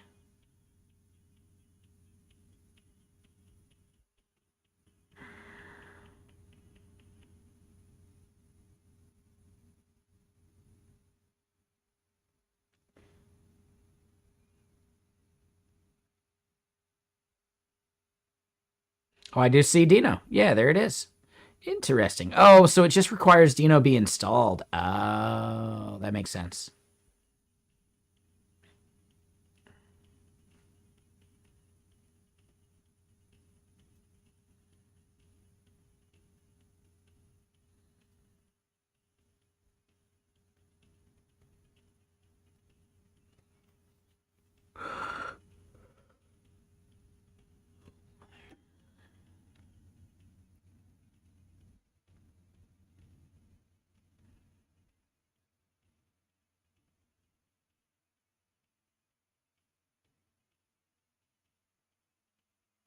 Right, so then Mosaic, that's the company that's building it, right?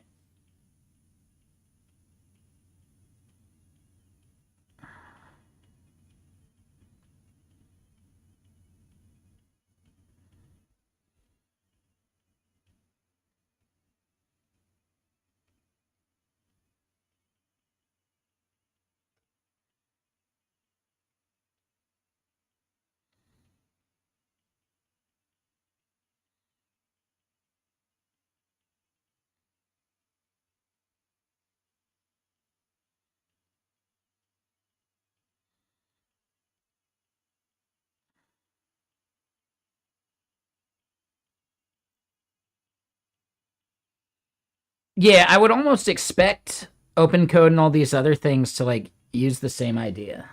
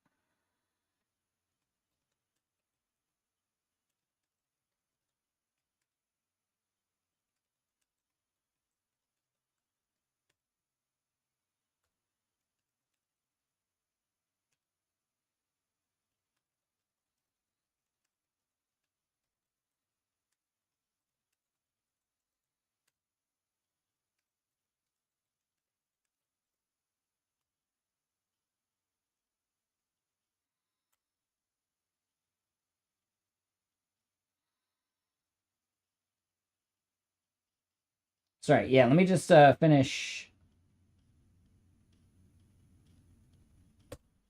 pasting that. Yeah, I think that that comment's useful. Thank you, 3D Factor. Appreciate you.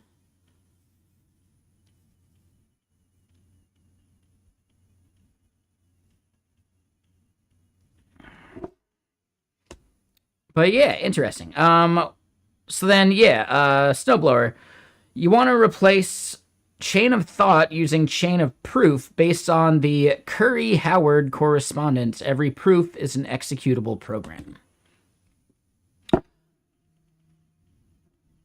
And doesn't that like whole like Curry whatever correspondence kind of have like roots in like the provable nature of like functional programming languages? That would be my guess, at least, right? Like, right, like the mathematical proofs around like functional programming and some of that BS.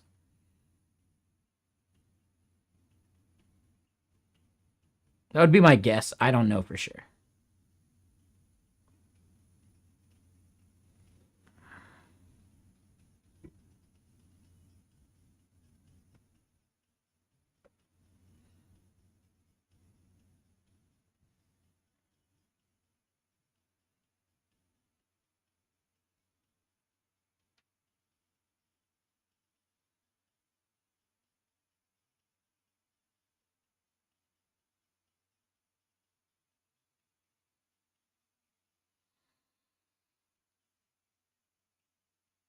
All right, so more generalized than that. Got it. Okay, interesting.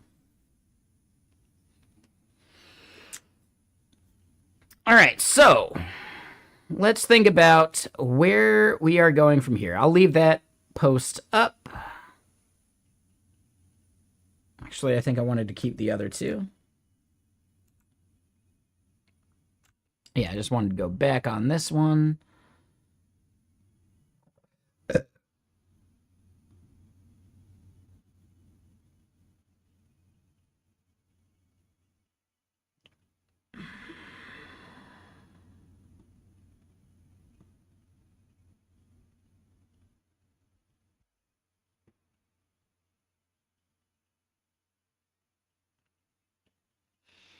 You think sandboxing will be the first thing solved this year? Your time's up. Back to me. Wait, what? No, you're good. Yeah, good comments. But yeah, 3D Factor. I mean, all hands makes it fairly easy. Open hands, I should say.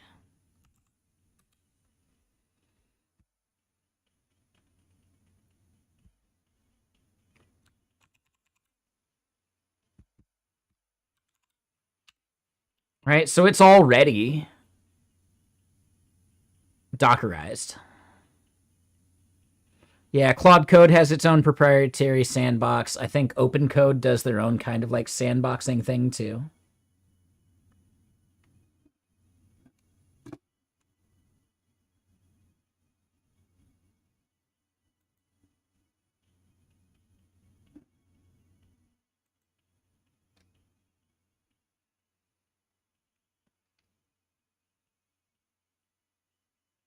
The agentic sandboxes. Yeah, like OpenHand's actually like it has the Docker container locally, but they also have like the like where you can try it live.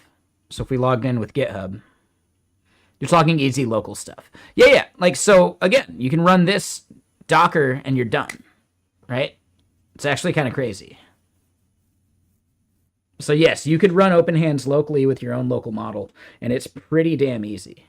It's easier than like spinning up the Docker and all that shit yourself, for sure. So I would say give it a shot and try it. But I also like the idea of the fact that it is Docker. Yeah, they can just spin up their own. Right? You know, so they can spin up the Docker container in the cloud for you, and then it's just this thing running where they're just billing you based on tokens. So you can run this locally or up in the cloud.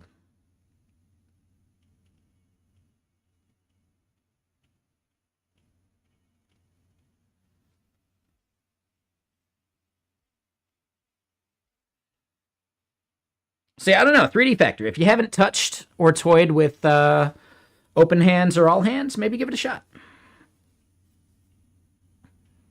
You need absolute killer local hardware. I mean, I've got a Mac Mini with 96 gigs of RAM.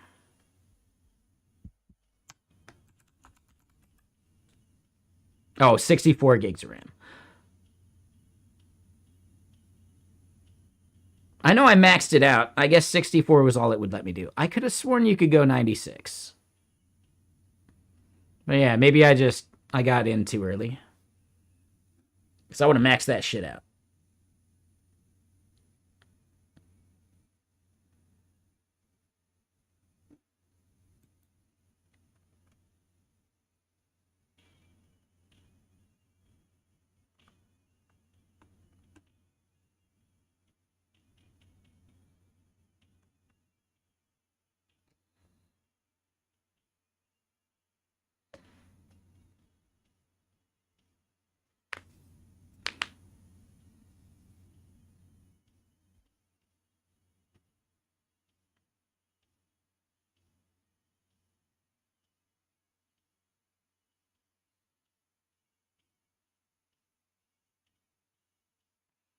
Yeah, that makes sense, 3D Factor.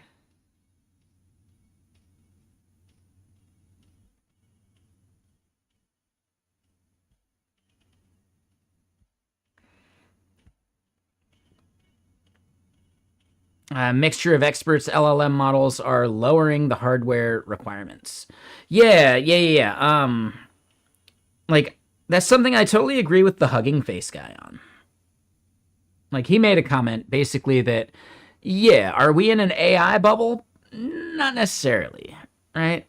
Like, NVIDIA and, like, the glad handing and the Ouroboros of itself eating its own tail is a bit of a bubble. But separate from that, right? LLMs are a bubble.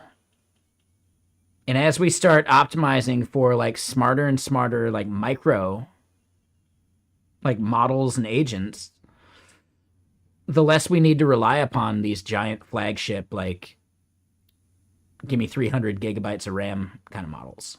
Right? So yeah, like I'm a little bullish on the way the Hugging Face guy put it.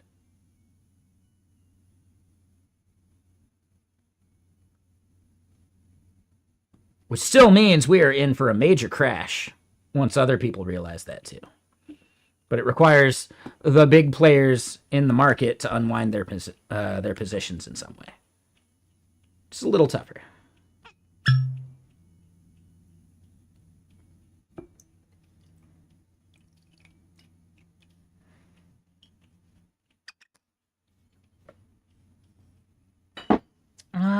But yeah, so we finished up the task we wanted to do. I would say onboarding checklist done. It's up there, it's live. If you want to give it a shot, feel free. You know, we got way more work we need to do in general anyway, sure. And even stuff like related to that probably needs a bunch of work still.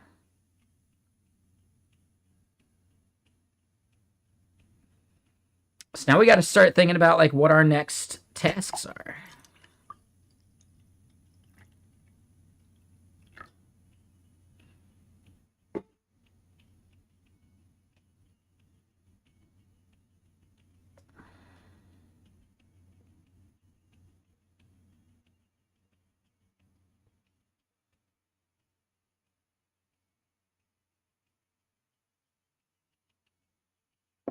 US-based LLM companies are very reluctant with releasing stuff, and surprisingly, Chinese AI companies keep on releasing winners, which in turn forces Western companies to give something to stay relevant. Yeah.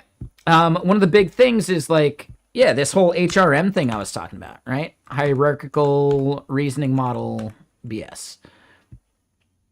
The crazy thing is these do not use tokens in the same way that current models do. So, like, calculating how you bill a user for usage becomes a lot trickier. Right now, we're able to just, like, subsidize based on, like, the tokens, but instead, in the future, we'll have to subsidize based on something else. Right? Like, actual CPU time or something, or GPU time. I think by using tokens right now, the industry is generalized in a way that it actually isn't future-proof.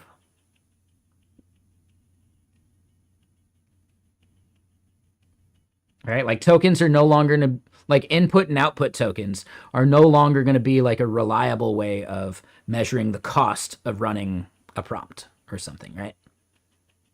Which becomes very tricky. So we'd need like just better hardware measurements to solve that. Dragon hatchling? I have not heard of any of that. Nah, I haven't even heard of that. Sounds cool.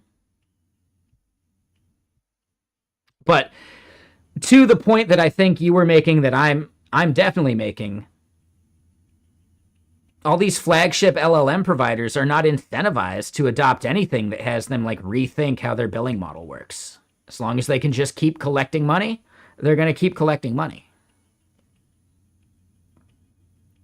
And someone else has to come out with some shit that forces them to like rethink how they do things. Right? They'll never change on their own. And they're not even profitable. Which I think is the funniest part. Like, they're not even profitable yet.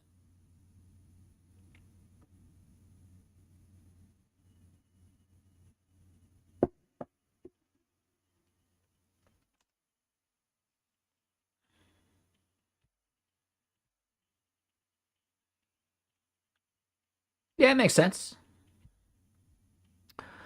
But yeah, so we got to think about what our next task is.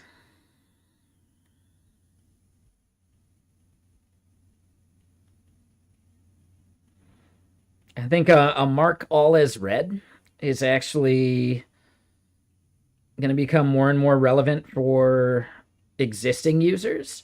I feel like open graph tags and images are done, but we'll have to evaluate that separately. It's not obvious a user is over their AI limit, so how do we actually start surfacing those kind of values?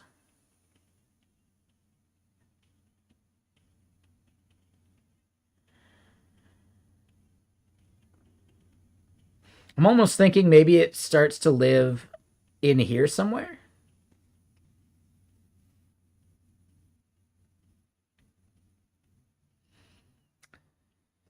Right? Like if we leave onboarding to just be here in the header, at least for now, I'm not sure how the mobile onboarding will work. We'll have to think about that eventually. What I'm thinking is then that we can have like another quota kind of system. And maybe it's like a series of like bars that show your usage of various like limits. Yeah, I want to be careful about like jamming too much stuff into the header because once we go mobile, everything changes, right? Like if we consider, let's say 320, there really just isn't room for much more than that. Right? So our onboarding status would have to live like above the welcome, maybe.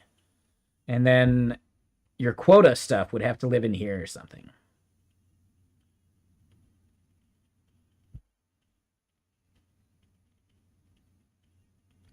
So I don't know. That's definitely like one of the things I got to think about. Like, we can jam stuff in here for desktop, but then we got to figure out the equivalent fix for mobile.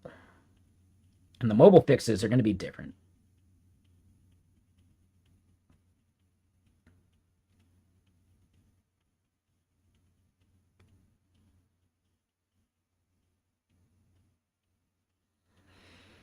User has to create a lens to engage with the AI stuff. But they will still have like keywords quotas. They will still have, you know, how many events we're processing on their behalf quotas, right? So it's more than just the AI stuff, but a user should still have an easy way of finding where they're at with their quotas. So number one, I'm thinking it'll live somewhere here in the dropdown. Yeah, kind of what you're getting at. Like it'll live it'll absolutely live here on the home page for sure. Yep. So I'm thinking home page, something in the main menu dropdown, and possibly even over here on like team settings.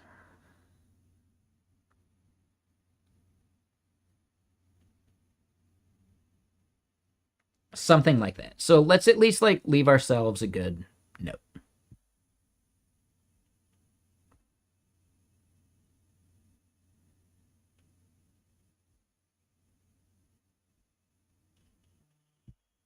All right, so org level quota visualization. Home.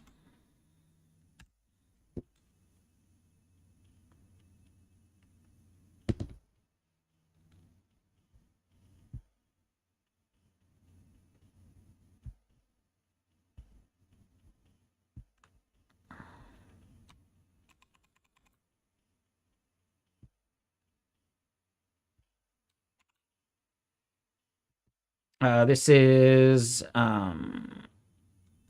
menu.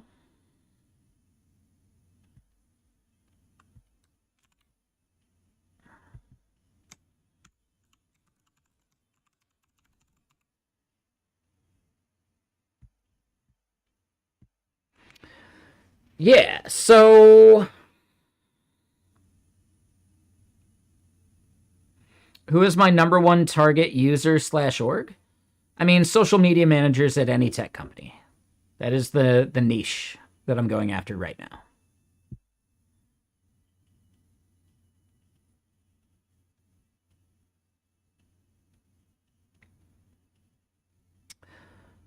So yeah, I think our next steps, and honestly, we have some bugs. Let's actually take the bugs that were reported over in Discord, over in the Messijo feedback channel.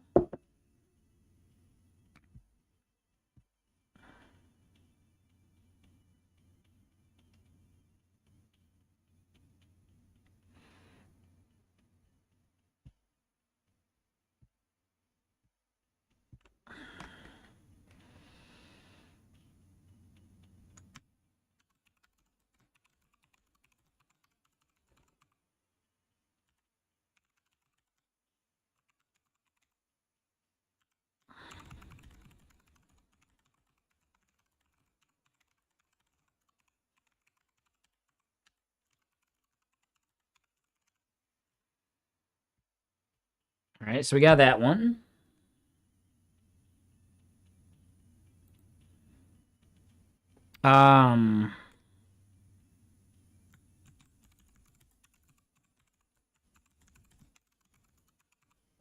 Loud disabling of keywords.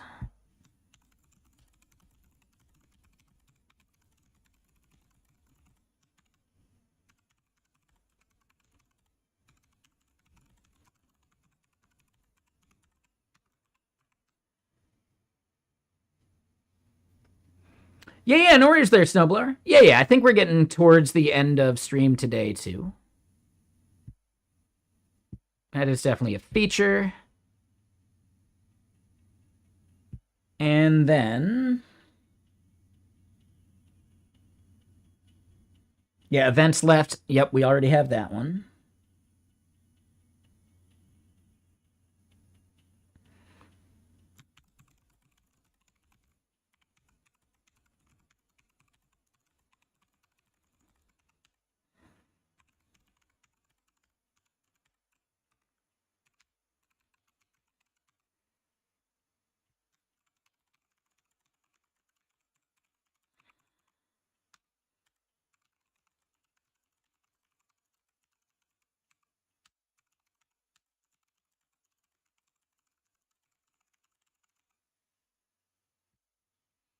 All right, cool. So we took some good feedback from our Messijo feedback channel. We finished up the onboarding stuff, which I'm proud of. There's always more work to do. There's a shitload of work to do.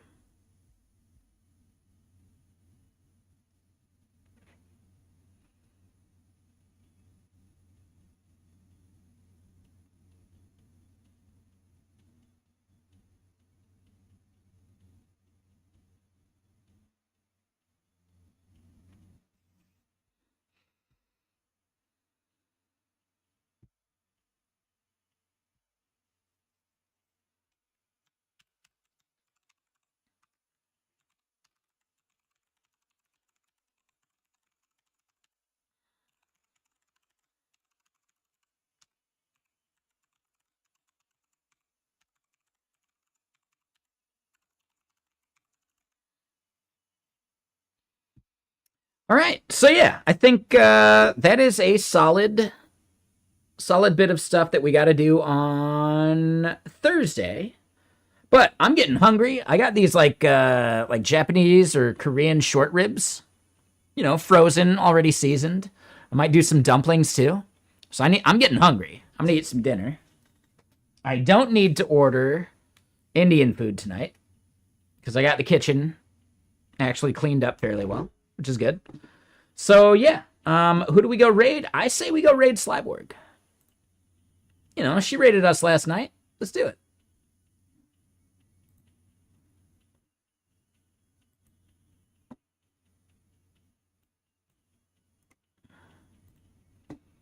Looks to me like they are doing some boring defensive security study stream. Honestly, I don't think it's that boring. I'm really curious. I know nothing about any of this security stuff.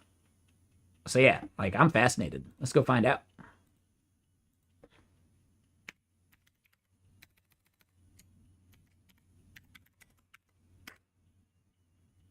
Wrong thing. / raid. There we go. So yeah, we're gonna go raid Slyborg. They kill it. They're awesome. They also do some gaming, Minecraft server stuff, which is cool. I've never even played Minecraft before. So one of these days, I'll give it a shot. But let's go raid Slyborg, see what they're up to. Looks like they're chatting through the problem of the moment. Looks like they're doing some try hack me at the moment, which is just some good practice stuff for AI security. Or not AI, just security. So yeah, let's go see what Slyborg's up to. People over on YouTube, thank y'all for hanging out. Thanks for watching. I'm really happy with how our onboarding checklist and all that stuff goes. If there are any users that want to try it out, you can just create an entirely new team, and that team will have its own fresh onboarding and all that. So it should just work. And if you run into bugs, well, let me know. We'll fix them on Thursday. But tomorrow is a day off. I will probably be on gaming stream for at least a portion. We'll see if I do the Borderlands 4 on gaming stream. I wanted to at least give someone an option to not be live on stream if they don't want. But then before and after that, I'll totally be live. So see some of y'all over on Griffing and Chill tomorrow. Or tonight. And then see the rest of y'all on Thursday. Hell yeah. Let's go.